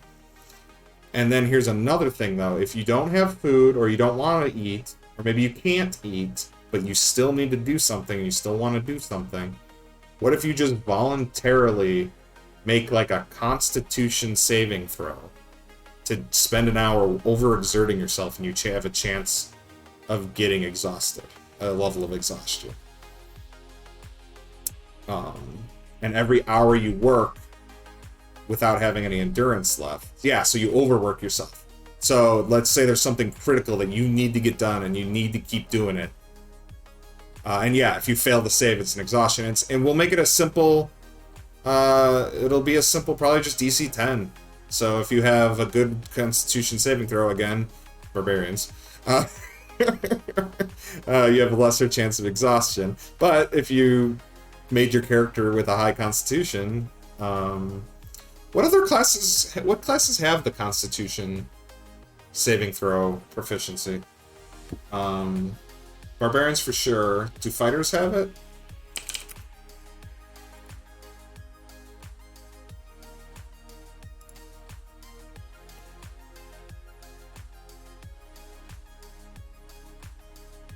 DC 8 plus 2 for every hour worked beyond. So that means then the base would be 10 for your first hour worked beyond. And then its DC increases by... Yeah. There you go. I just was curious to see what classes have... I think so. Barbarian does. Does Fighter have Constitution proficiency? Strength and Constitution, yeah. Who else do I think has it? These sorcerers don't, right? They're charisma. Oh, there, yeah. Sorcerers are Constitution. Yep. I don't think Rogue, Ranger, Warlock wouldn't, Wizard wouldn't. Paladin might. They might be Wisdom and Constitution saving throws. Wisdom and Charisma. Okay. Okay. Those might be the only ones. It might just be Barbarian, Fighter, Sorcerer. Yeah, I don't think anything else has a Constitution saving throw. So yeah, I think that actually, that's balanced. I like that. Alright, so we're going to do our... What am I calling this? Endurance system. Alright, so...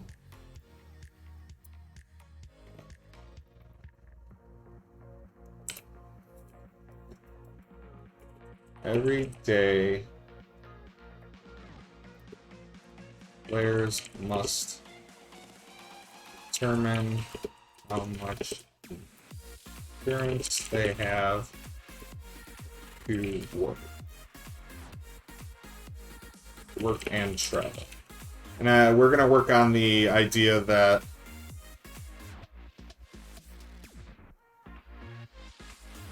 oh yeah, so it's a con check that you can't get proficiency, so instead of it being a Constitution saving throw, we could just make it a just straight Constitution check. That might be, you're right, that might be a little bit more fair, but the reason why I was looking up how many classes had it was to make that determination. And since only 3 classes have it, like I feel like that's something that maybe we should let them have. But because we don't want barbarian, well, so it's like what would be the perfect barbarian subclass for a survival-based adventure? So you got the Constitution, you can be a workhorse, and then you have also, you're good at survival checks. It would be like the totem barbarian, maybe, because they're nature-based.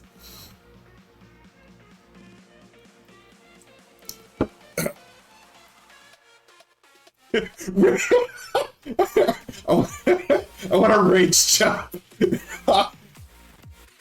Oh, that would be great.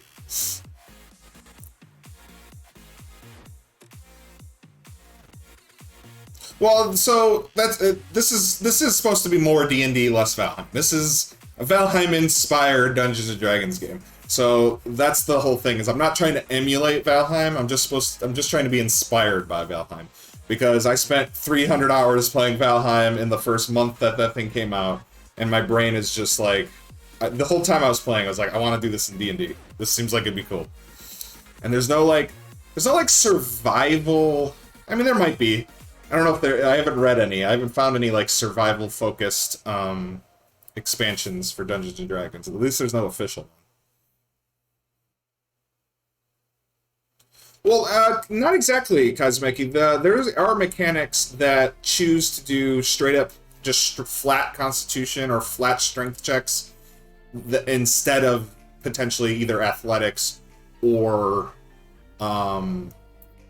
saving throws. Like, that's something they do actually all the time. It'll say make a Constitution check, not a Constitution saving throw, or it'll say make a strength check instead of make an athletics check. Like, there are reasons, and I don't know exactly maybe what the rationale Wizards of the Coast has when they decide to do one versus the other.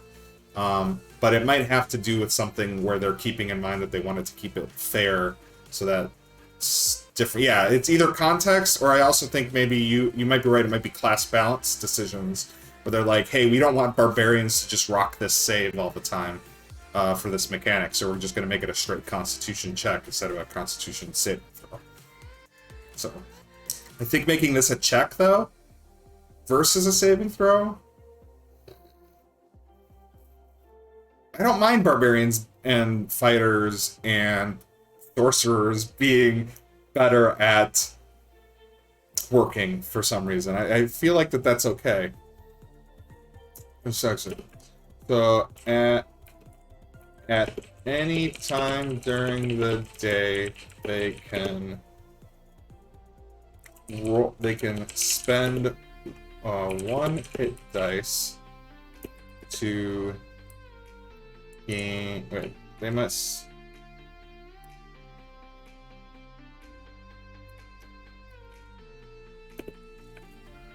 Hit dice to roll it and add. What did we say we were going to do with the hit dice? So they're going to roll the hit dice.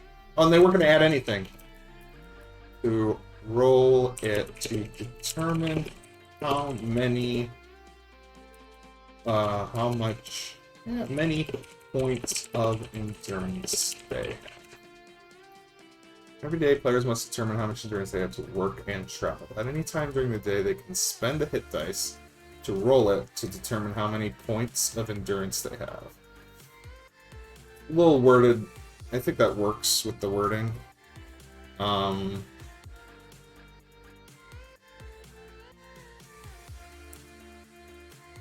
like trying to think of maybe where we would have an example in Dungeons and Dragons where Wizards of the Coast tells you to roll hit dice for something other than restoring HP.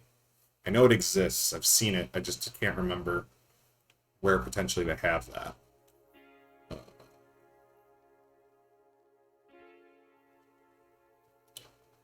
Anytime during... Okay. So under the food... Ugh.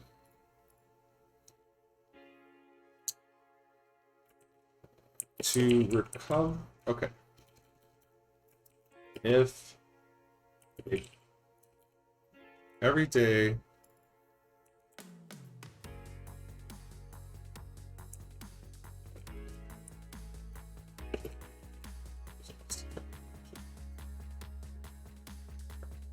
Anytime during the day, they can spend a hit dice and roll it. How many points of endurance they have? Spending 1 hour.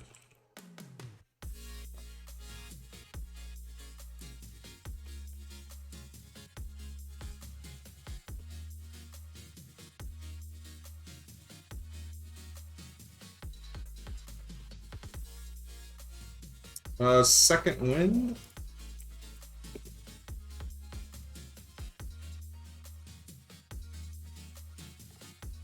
You have a limited well of stamina that you can draw upon. On your turn, you can use this to regain hit points equal to 1d10. Yeah, it doesn't actually mention hit dice at all. It just happens to be the same d10 as hit dice. It doesn't reference it at all. Let's do something. Let's search... So somebody told me that if you try to search verbiage, it works really well in D&D Beyond. So if I want to do spend a hit dice. Spend a hit dice. Spend a hit die. That's not... Okay, maybe I gotta put it in quotes. Not spell. Spend. How do I force it to... Oh, okay. When you finish your long rest, you can spend up to half your hit dice. If the homunculus, and when you do, roll each die and add your... That's weird. Dwarven Fortitude is a feat. Let's see what that says. When we take the dodge action in combat, you can spend 1 hit dice to heal yourself. Roll the die, add your Constitution modifier, and regain a number of hit points equal... Okay, so I kind of fixed... That's okay. This actually answers my question of how you would word this. So let me just pop this out so I can reference it. While I go back to this. So right here. Okay, so this says, all right, at any time during the day, you can spend 1 hit die. That's how they reference hit dice, is the word hit die. You can spend 1 hit die to gain endurance. Roll the die.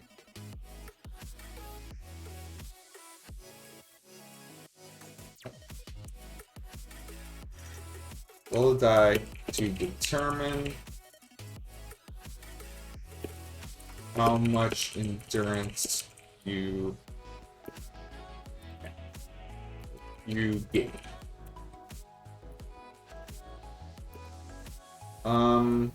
We don't need to do minimum of 1 because if you're rolling a die as a flat and not adding the con modifier.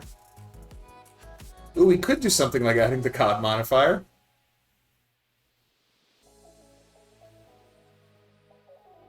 Yeah, good point. You lose any unspent endurance at the end of a long rest. That's definitely how I want that to work.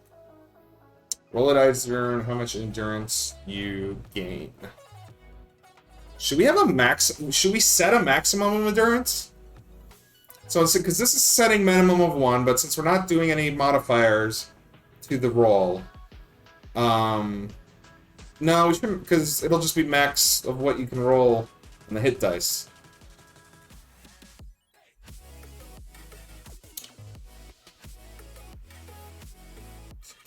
Okay, so here's the thing. So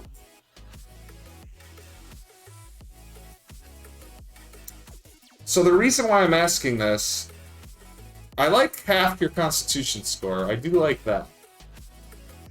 That does kind of cap it. And if you want, so that means like if you take an average of what, like I would say 12 is pretty common. 10 or 12 is what people kind of take it as a dump. Nobody ever takes a Constitution as a dump stat because you can kill yourself during character creation with that. Or not character creation, but you could lose life, and that's not fun. But so the roll to determine how much endurance you gain. Yeah, we do want to set some limits on this because, so it is at any time. I want you to be able. It doesn't cost time. It's just how much endurance do I have. And if you want to spend hit dice, like it's just going to be an abstract thing. It's not, the character's not doing anything, spending time to gain endurance. It's just something they do. But I do want to put a maximum on it because I don't want them I don't want them over-rolling.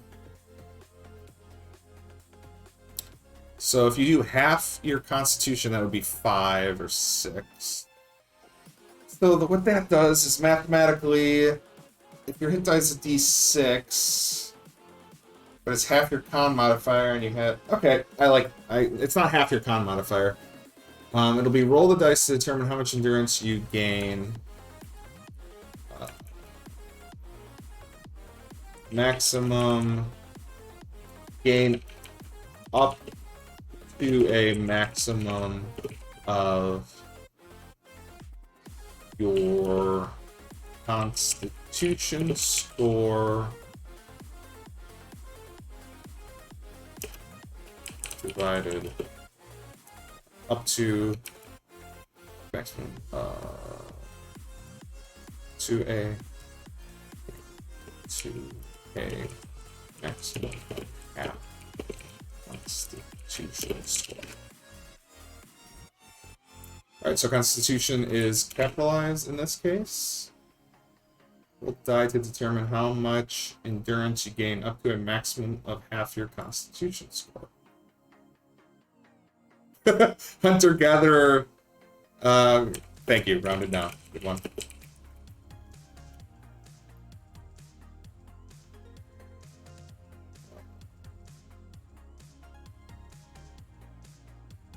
Yeah, so then this is going to make players... So what that does to me, and I like it, is they don't just, like, spam roll their hit dice to, like, give them 20 hours of work. Is they have to actually... It fills up to the max, and then they do stuff, and then they determine if they run out, if they want to spend another hit dice.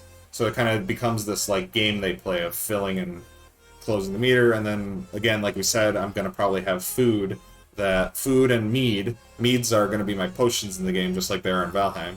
They're going to do things. Like, there might be an endurance potion that gives you maybe like a D4. And then, yeah, and then the overwork mechanic. We'll get there. The players must determine how much endurance they have to roll. Roll the die to determine how much endurance they gain. Wait. Roll the die to determine how much... endurance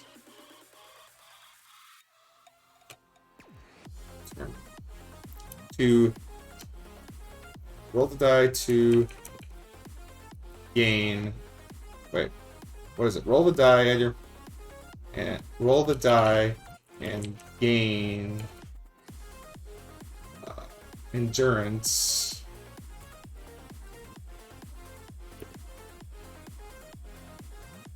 Okay. Gain endurance up to a maximum of half your constitution score, rounded down.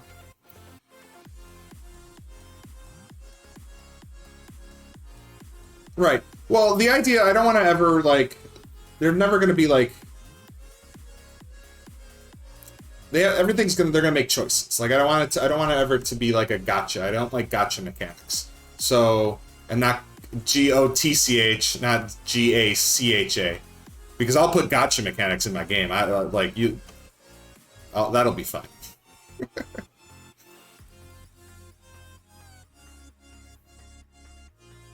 Yeah, I should. Yeah, we'll explain what endurance is and what endurance. Okay, endurance is a currency. No, not a currency.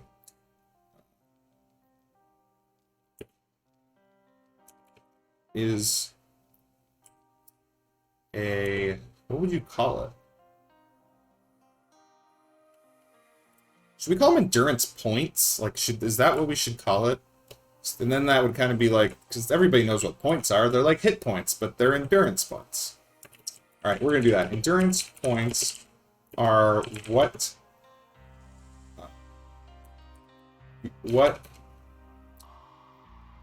will allow characters to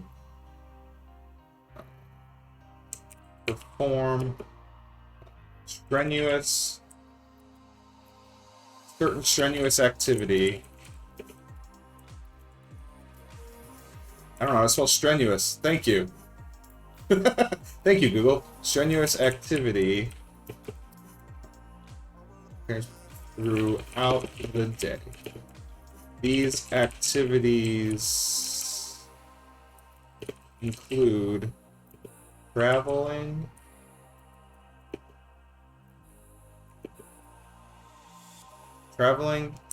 gathering, and crafting. Gathering, crafting, and building.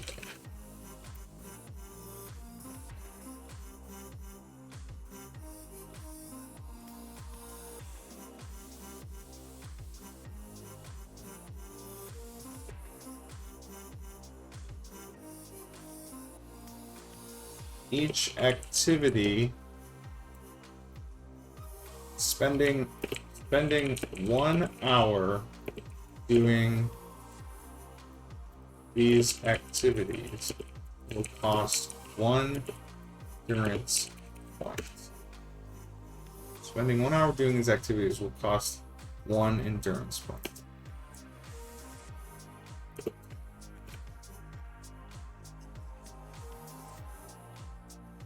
There we go.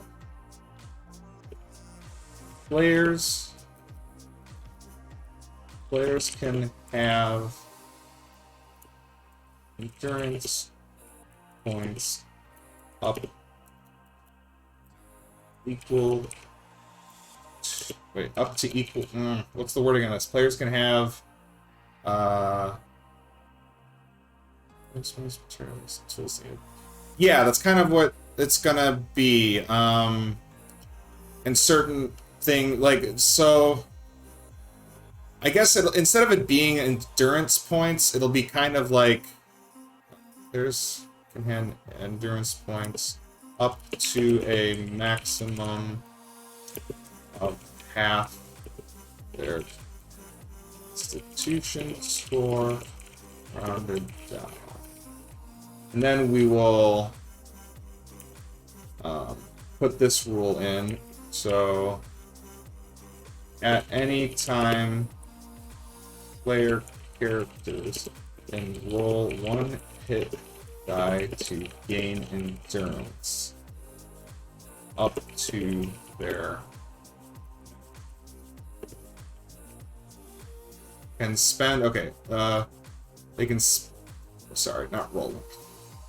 At any time, player characters can spend 1 hit die to gain endurance up to their maximum. Roll the die. Spend 1 hit die. Spend 1 hit die.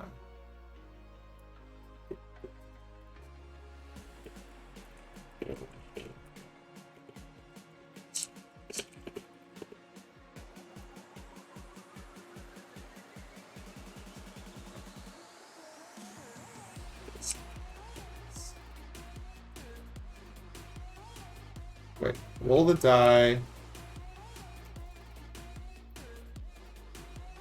and regain endurance.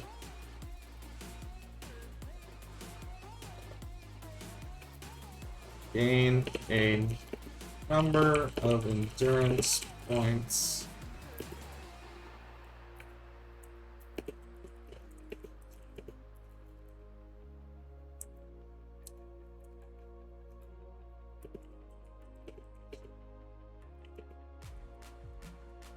okay. I think that is a slightly better way to put it. So endurance points are what they allow characters to perform certain strenuous activities throughout the day. These activities include traveling, gathering, crafting, and building. Spending 1 hour doing these activities will cost 1 endurance point. Players can have endurance points up to a maximum of half their constitution score rounded down. At any time, a player, yeah, we'll just get rid of that. A player can spend 1 hit dice to gain endurance. Is it player character? Character. Alright. At any time, a character can spend 1 hit dice to gain endurance up to the maximum. Roll the die and regain the number of endurance points equal to the number. There we go.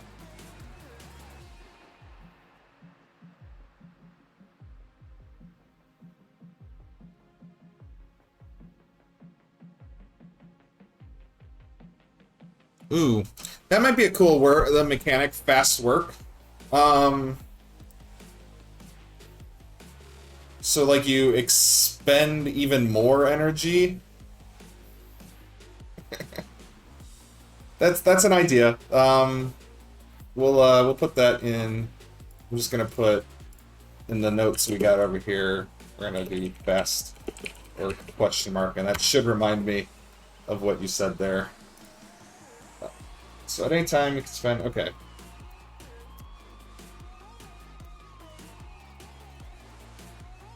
Alright, so, yeah, and so in reference to what you said before, Gandian, where everything will have 3 costs, EP, materials, and tools, instead of it being EP, I'm going to use time as the cost.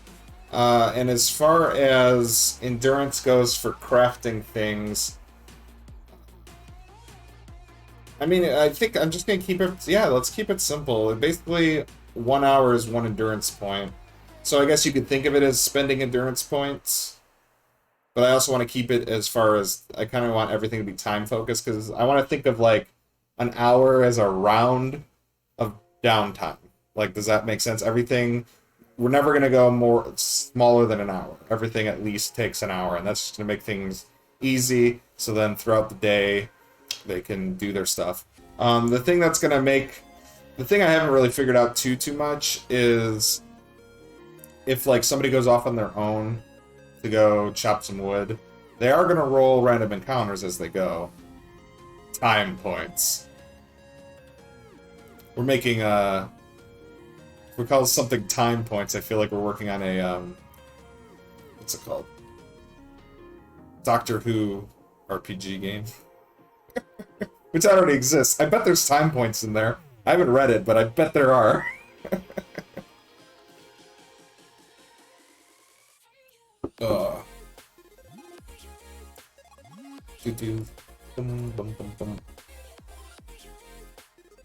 Alright, so the endurance system. One player may gather materials of their choice. Okay, so we were gonna do. I don't know if it, like, maybe, you know what's funny? I wrote time system here. I probably meant that kind of also as an endurance system.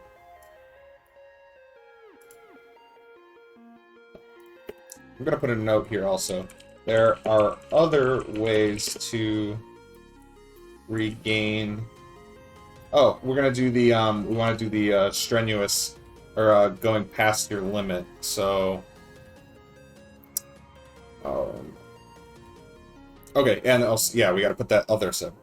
Any during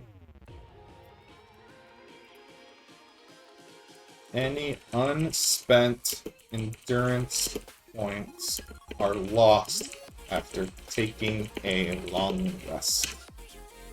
Boom.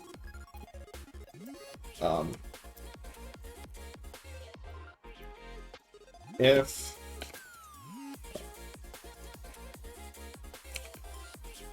players may, keep calling them characters may.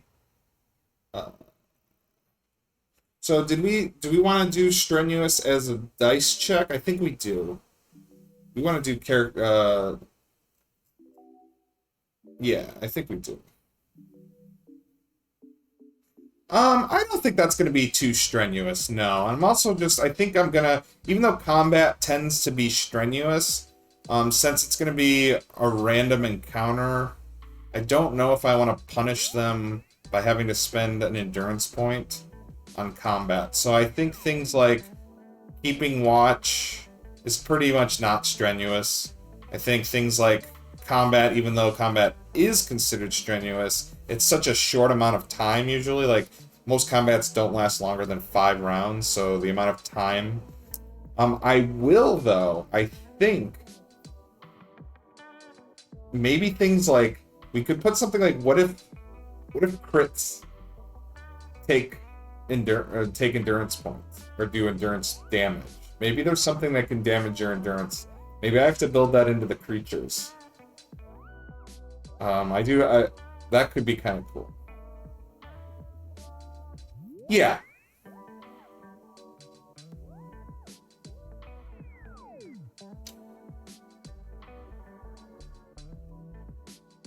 Well, so, they have to rest.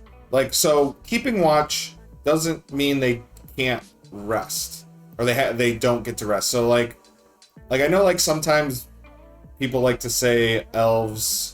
Well, unless, like, so elves only meditate, but they can't keep watch while they're meditating. So they still have to, like, meditate for the 4 hours, if they're 6 hours. Is it 4 hours? I forgot how long elves. So they still have to rest. So I don't want it to be, even if they have no endurance points, I don't want that to be strenuous like that. Like, because eventually they're just going to get their hit dice back and they're going to roll new endurance anyway. That's fine. I don't think that that's something I need to worry about. Is keeping watch... I know, okay, so this is somebody who's never been in the military. Keeping watch is probably more strenuous than I'm thinking in my head. Because you have to...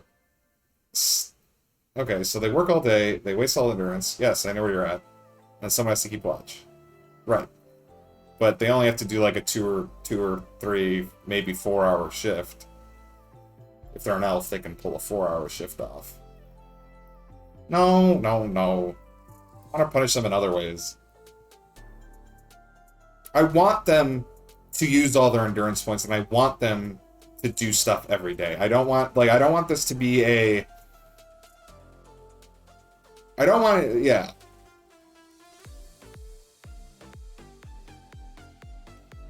That might be something more. Maybe if they take... Maybe yeah, it's not per hour. Maybe I'll have to... I'm not too worried about it, though. Keeping watch will be important because their camp can be attacked, or wherever they're staying can be attacked at night. There will be a random encounter chart that rolls at night, and their camp can be attacked. And I will have random encounter charts for all the different areas. So that's definitely going to be a thing, and keeping watch is important. I don't know if I want to have that require endurance. Because, okay, here we go. Alright. Here you go. They don't have the endurance. Nobody has any endurance left over. Here's the theory. Or here's my thought. Nobody has endurance. Somebody has to keep watch. So, they keep watch. And then they roll to their constitution check to see if they get a level of exhaustion, because they don't have whatever. And then they gain exhaustion. Okay, I mean, cool. But then nothing happens because the random encounter doesn't happen. They finish their long rest, they're no longer exhausted. There's no punishment there. Nothing happens. Except unless they are making watch, they roll, they fail, and then they're attacked. Maybe. It's such a small... Yeah, there's such a small... There's basically no punishment unless a random encounter happens. And the random encounter is only going to happen on probably an 18 or higher on a d20, or I like using d12s as my random encounter dice, and on 11 or a 12, which is about a... what is that? My math is dumb. 20% chance of happening? No, less than that. A d20 is 5%. 10, 15. So 15% chance of happening. So you think they should be exhausted, like they fail and then they're exhausted during the fight? Well, what I'm saying is, like, that's fine, but is that worth me putting a whole paragraph and having that rule be in the game for something that will only matter 15% of the time? And not even 15% of the time. It'll only, if they have 0 exhaustion, decide to take watch, and then a random encounter happens to happen. It's such a niche little thing that I don't think it's worth writing down.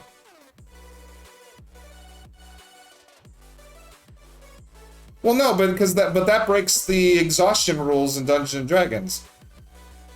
Because when you finish a long rest, you lose an exhaustion charge. That's just how it works. So, like, if I write that, and that's super punishing, because now, even if they have, that's too much. I know this is a Dungeons and Dragons wisdom or Viking survival game, and it's supposed to be punishing. Okay, so another concept of this game is there's no death in it. You can't die.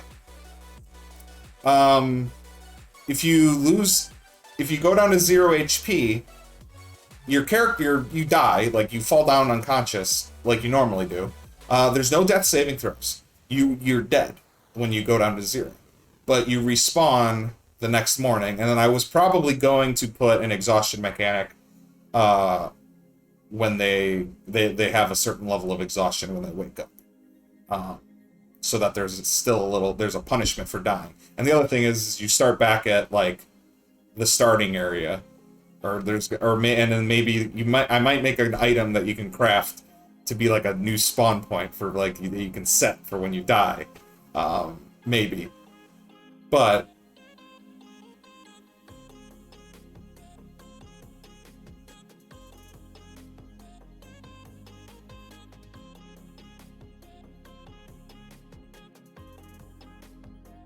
So, I like that idea a little bit better. Something...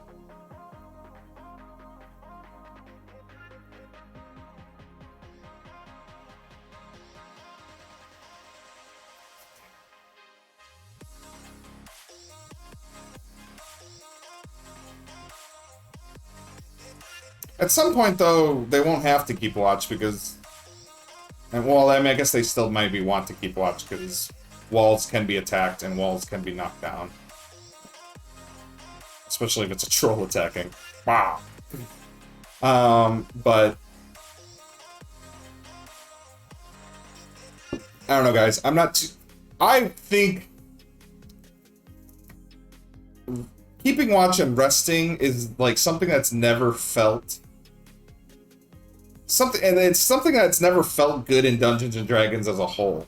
Does that make sense? I feel like they need to... I wish they would go through and maybe formalize the long rest process when it comes to keeping watch and random encounters, and how do random encounters like interfere with keeping with long rests, because it's kind of all super vague and unclear to me in the first place. So we're like, I don't want to add more things to that. Maybe I could sit here and be like, this is how long rests work in my campaign setting, but I don't want to force people to do that if they're used to doing whatever they do for their long rests. So I just feel like keeping, like, so what's the choice then? Nobody keeps watch? And they wake up to goblins slitting their throat? Because everybody used their endurance points that day and nobody wants to risk being less productive the next day? Like, I want the crafting to be non-frustrating. I want the game to be... I don't want... Because the whole thing is, if we're going to punish them for that, and then what's that mean? It means the next, like, hour or day that they're going to play, which would be, like, maybe the next 30 to 40 minutes of actual... I don't know how long it's going to take us to crank through days in this game, because I've never tested it. But I don't want my players to be like, alright, well, because I have exhaustion and I was up last night, I can't do anything today, so I'm just going to sit. Everybody else can go do stuff. I'm just going to sit at the camp and rest. And then it has to sit out the whole day because of random bullshit that happened the night before.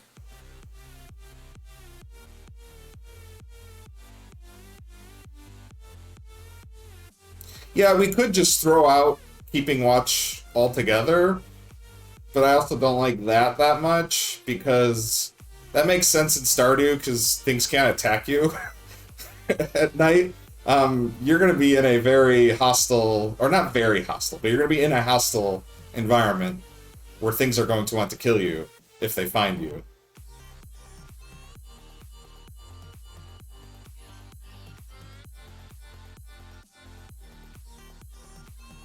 Random encounters at night always seem weird to me, though, because of long rests. Because... Well, I guess the random because... Okay, you roll a random encounter. Here's something that I always was weird with, is... Here's they'll be like, here's a chart for random encounters at night. Okay, cool. Roll. Okay, they have a random encounter. What time does the random encounter happen? When does it happen? Does it happen at the beginning? Does it happen in the middle? Does it happen at the end? Because of it, so the obvious choice should be, okay, it happens in the middle of the night. Sometime, like, so if it's long rest is 8 hours, it happens 4 hours in. A little weird because it always happens 4 hours in, but that means whoever takes maybe first or maybe second watch is the one who hits it. I used to roll random encounters for each watch, but then that also just then increased the chance of a random encounter. And then all that does, and here's all, to me, what random encounters at night, all they do is delay the amount of time they have the next day to do adventuring. Because if everybody wakes up to fight the fifth threat, they all have to then go back to sleep and spend additional 8 hours from that point on. So, like, let's say they all decide to go to bed at 10 o'clock. 2 in the morning, monster strike. Well, now they have to restart their long rest at 2 o'clock. So that means it goes till 10. And then they get all their HP back, they get half their hit dice back. Rounded. Is it half rounded down? Yeah. Or half rounded down. So, and then they get all their stuff for getting a long rest off. So, mechanically,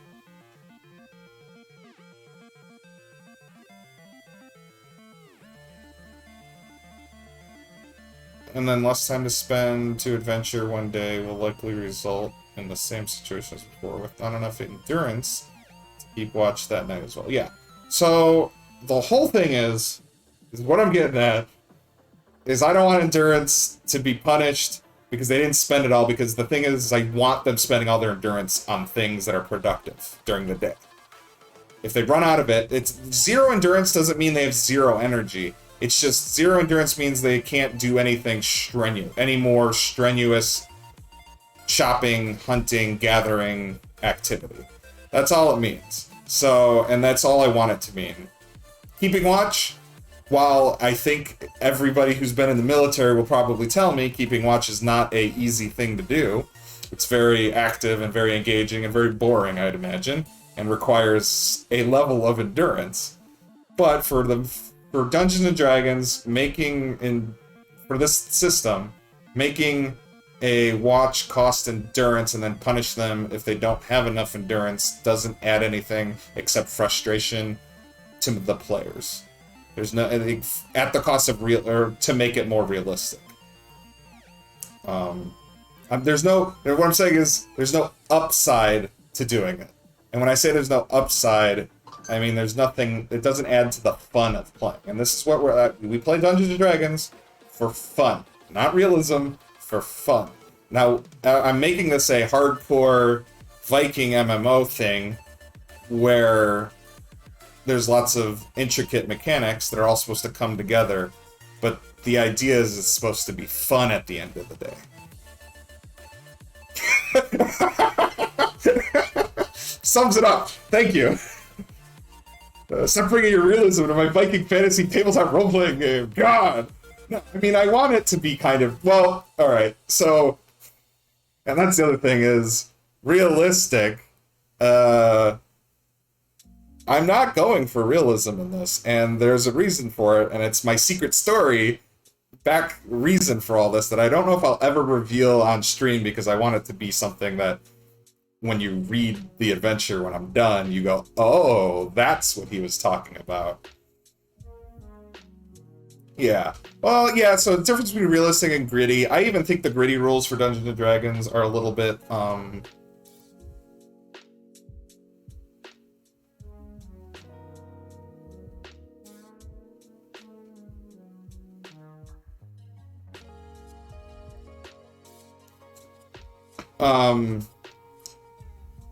yeah, so the difference between realistic and gritty, like, I don't like the gritty rules in D&D, and I was actually thinking about it, I'm like, should we do, like, 8 hours for a short rest and a week for a long rest in this game? Is that something that I would want to make sense? And I'm like, nah, I don't want that. I still want it to be the high fantasy, you can sleep off a dagger wound. Because that's just fun.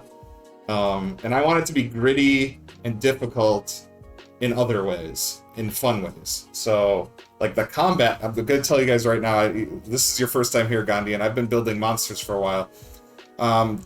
The combat's going to be tough. I want an encounter with a boar, or maybe like 3 boars, to be scary. And that's like, and that's what I'm going for. I'm not going for like, I don't want it to be difficult to do the things they want to do. I want it to be, the only time I really want it to be difficult is when they gotta pull their weapons out and defend themselves. I want them to be afraid of boars. I want them to be out like hitting some trees, and then I'm like, you got a boar wanders nearby, and I want the players to go, fuck, I didn't want to deal with a boar right now because they're level 1 and the boar could literally kill them.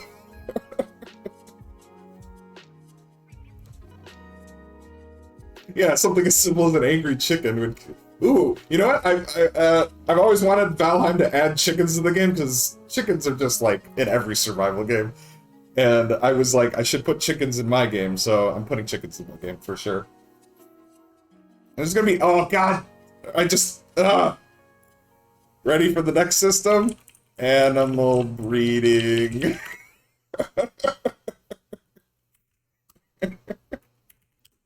We get rid of the time system. That, oh, I like that idea. Chickens, when you attack a chicken, what if every time you hit a chicken, it bagocks as a reaction, and you roll on a dice, and there's a chance that it summons more chickens to the fight? Oh, they don't have a chicken. There's no official chicken stat block, is there? Oh yeah, there's this abyssal chicken, but that's not really a chicken. It's like a demon. Yeah, and it's in Baldur's Gate, which I don't know. Secret chicken staff. Well, I don't know what this crazy crap is. But yeah, there's no chicken stat block. So that means I must make a chicken stat block. And yeah, I will, the Legend of Zelda chicken in my game. Oh, that would be great. 100%. 100%.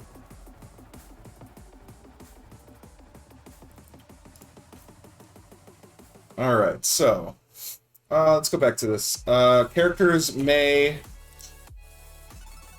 still perform strenuous activities at the risk of gaining a level of exhaustion. So, I know how to spell words, I swear, guys.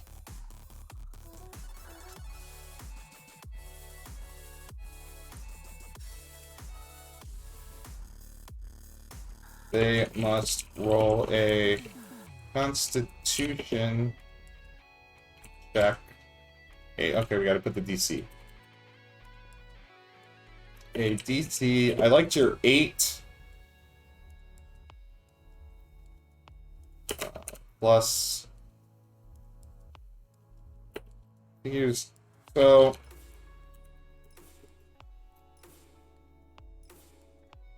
I like actually. I know DCs are usually either 8 plus or 10 plus, and that's based usually on whether or not the. I think it's DC 8 if you're going to include. Usually they pick DC 8 if you're going to include the. It would be if it's a saving throw, it should be DC 8 plus. Call them work points. Sorry, my nose is like fucking itchy as hell right now. I'm not sure why. Allergies are bonkers by me right now. Work points instead of endurance points. I like endurance points. It kind of harkens to video games and the mechanic we're trying to replicate here. But I mean, we could call them work points. No, I want to keep it endurance because there's going to be. I want it open for my ideas to maybe you can spend endurance on other things, I guess. I haven't come up with what those things are. So far we have traveling, gathering, crafting, and building. I like your traveling mechanic idea. I'm going to put that one down. I believe you already told this. So for traveling... ooh, I don't have a traveling system. Traveling... you had a... I believe you said it...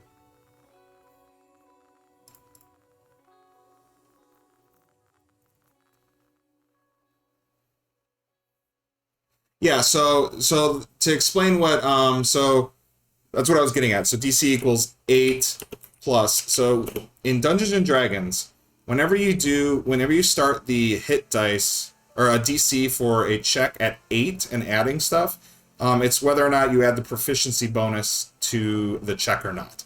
So if you do add the proficiency bonus, which is usually for a saving throw, you want to perform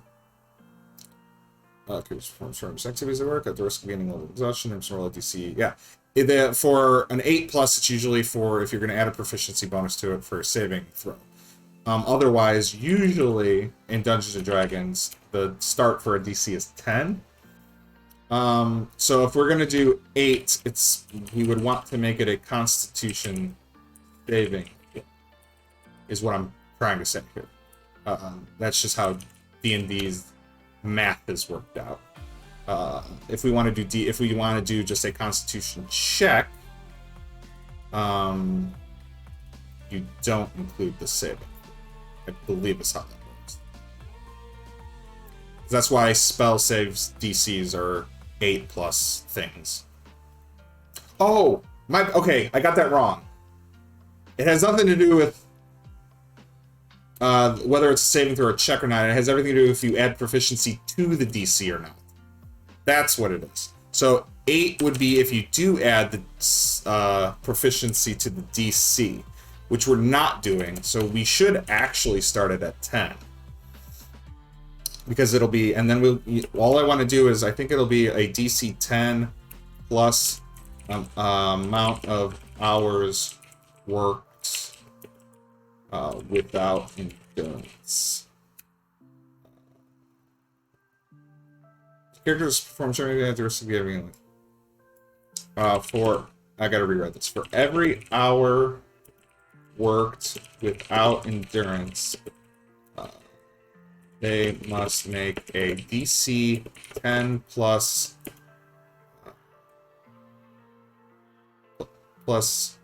previous hours worked. Oh, that's gonna be so hard to work. So the idea is for every hour they work, it's gonna increase the DC check for the next hour. So if they worked, so the first, it'll be DC 10. Yeah, so it'll be, let's make a DC 10 plus previous hours worked.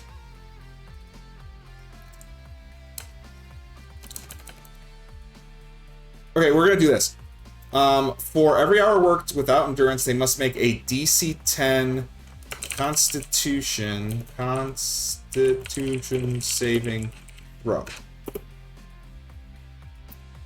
For every hour worked after the first, for every hour worked without endurance after the first, increase the DC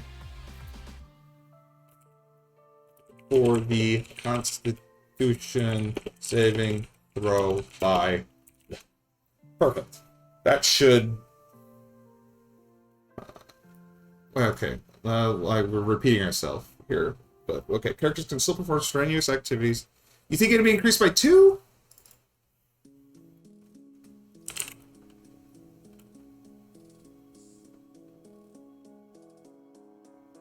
Okay, I agree. I agree. We want it to be punishing. It's 10% harder every time. Yeah. I think that works. Yeah. Also, I just wanted to say hello, everybody. This is the most viewers I've had in a while, so hi. If you'd like, all I'm looking for is I'm trying to get my followers up, so please follow if you enjoy this content. I stream 3 times a week. Tuesdays are my regular D&D session where we have I'm running Tomb of Annihilation. Today is my Adventure Forge stream where I work on some homebrew stuff. I also read through adventures. I review adventures. I just reviewed Van Richten's guide earlier. If you missed that, so That's what I do here. And then on Saturdays, I play Dungeons and Dragons based video games. I started with Baldur's Gate because I thought that was a good place to start. Turns out I'm not a fan of Baldur's Gate, the original. So, we're changing that up. I don't know what I'm going to play this weekend. I'm thinking Solastra is the game I'm going to be playing this weekend. So if you want to check out what that's all about, it's a 5th edition based Dungeons and Dragons video game that's just exited early access. So I'll be playing that on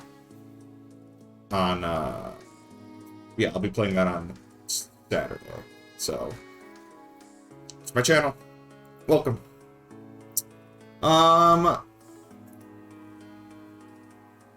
Alright, so we've got... I don't like how I'm repeating myself here, but I'll work on the wording later. I just want to get things down on paper. We can do editing later. Yeah, increase by 2 every time. That sounds good. So endurance points are allowed... will allow characters to perform certain strange activities throughout the day. These activities include traveling, gathering, crafting, and building.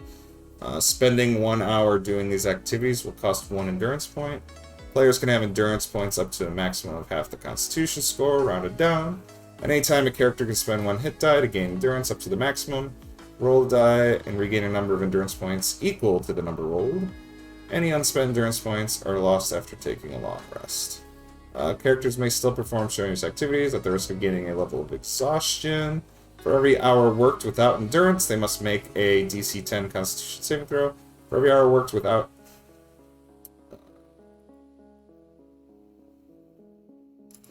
So instead of for every hour worked, when... every... I think we're just going to start with every hour worked. Instead of for... Wait.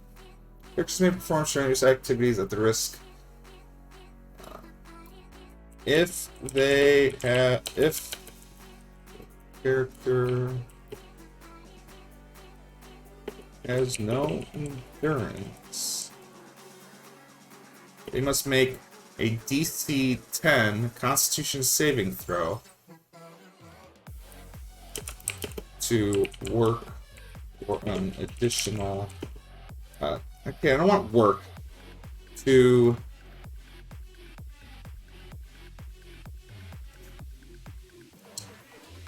Alright. If the character...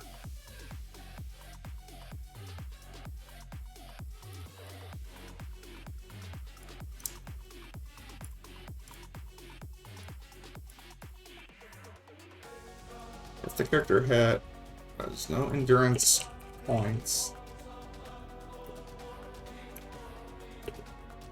they may instead make a DC 10 Constitution saving throw to perform 1 hour of the chosen activity. For every hour, trying to avoid the word worked.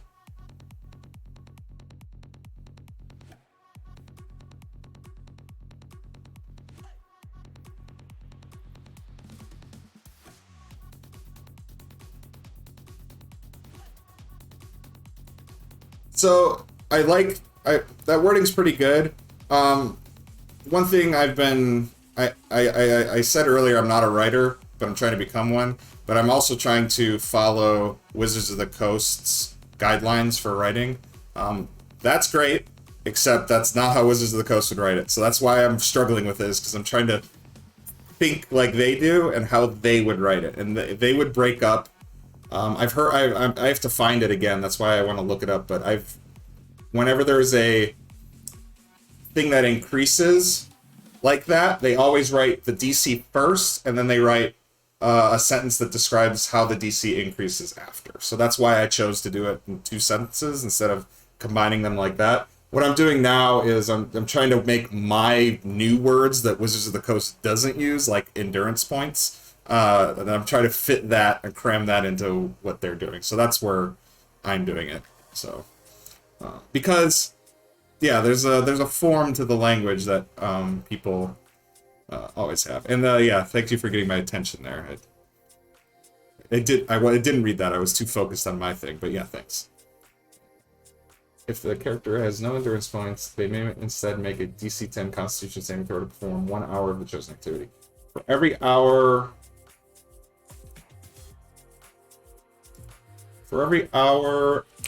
of activity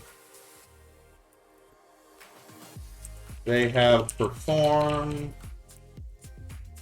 without endurance after the first increases the DC for the Constitution saving throw by 2. Okay, I think I'm happy with that. It the for every, both sentences starting with for every triggered my that's not right, and that's bad writing. So I had to fix that, and I think it's fixed now. I think I'm okay with this. What the heck?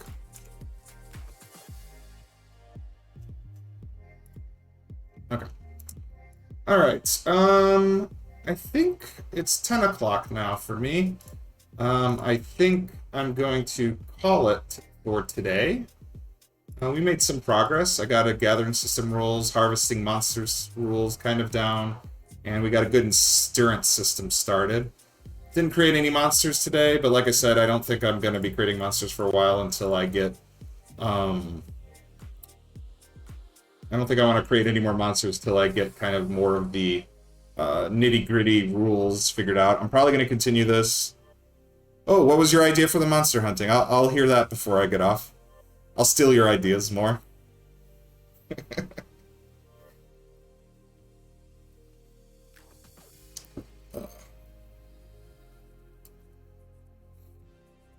But yeah, so I think I'm going to call it while you write that out. Okay, Hammond's Guides are a great collection of PDFs about harvesting bits for monsters to use in crafting. Hammond's Guides. I'm wondering if I've read those before. I'm just not recognizing the name of them. But I will we'll look them up. Put a little note. Maybe, let's see if I can find them on Google. Hammond's Guide. Is it something on... D&D, we'll put Hammond's Harvesting Handbook on DM's Guild.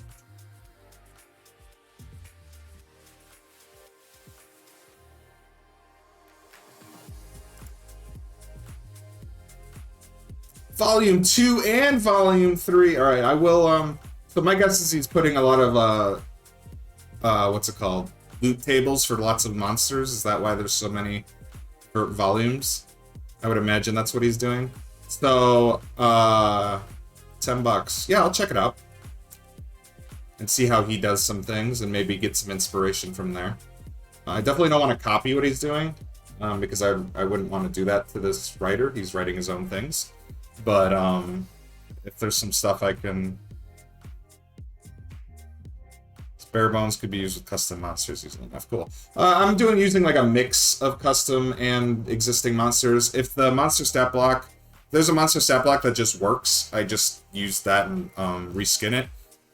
But like for example, like deer, boar, bird, rabbit, horse, skeleton, shadow. There's creatures that I just am going to use the stat block that's available, and I won't include it in my thing. But there are ones I've created, like the bosses, treelings and tree dwarfs. I made my own custom troll for this because the trolls in Valheim are different and more interesting to me than the trolls in Dungeons & Dragons. Trolls in Dungeons & Dragons are pretty one note. But anyway. So I'll continue this probably next week. I don't know if there's anything I don't have anything planned for next week. I don't know of anything that's coming out book-wise or things I'd want to review.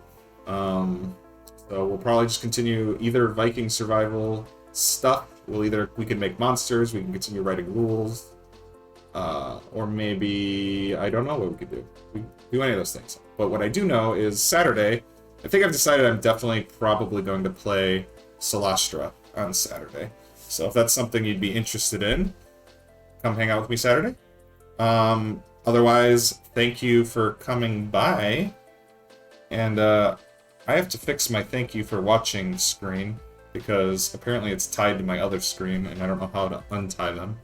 But, OBS, I've spent so many hours working on this stuff. It's ridiculous. But, I just want to make D&D stuff. And have you guys help me and watch. So today's been great. Gandhi, you've been awesome. Thanks for following me. The rest of you guys have a good night. I will see you next time. Just keep playing D&D. That's all I have to say. Have a good one, guys.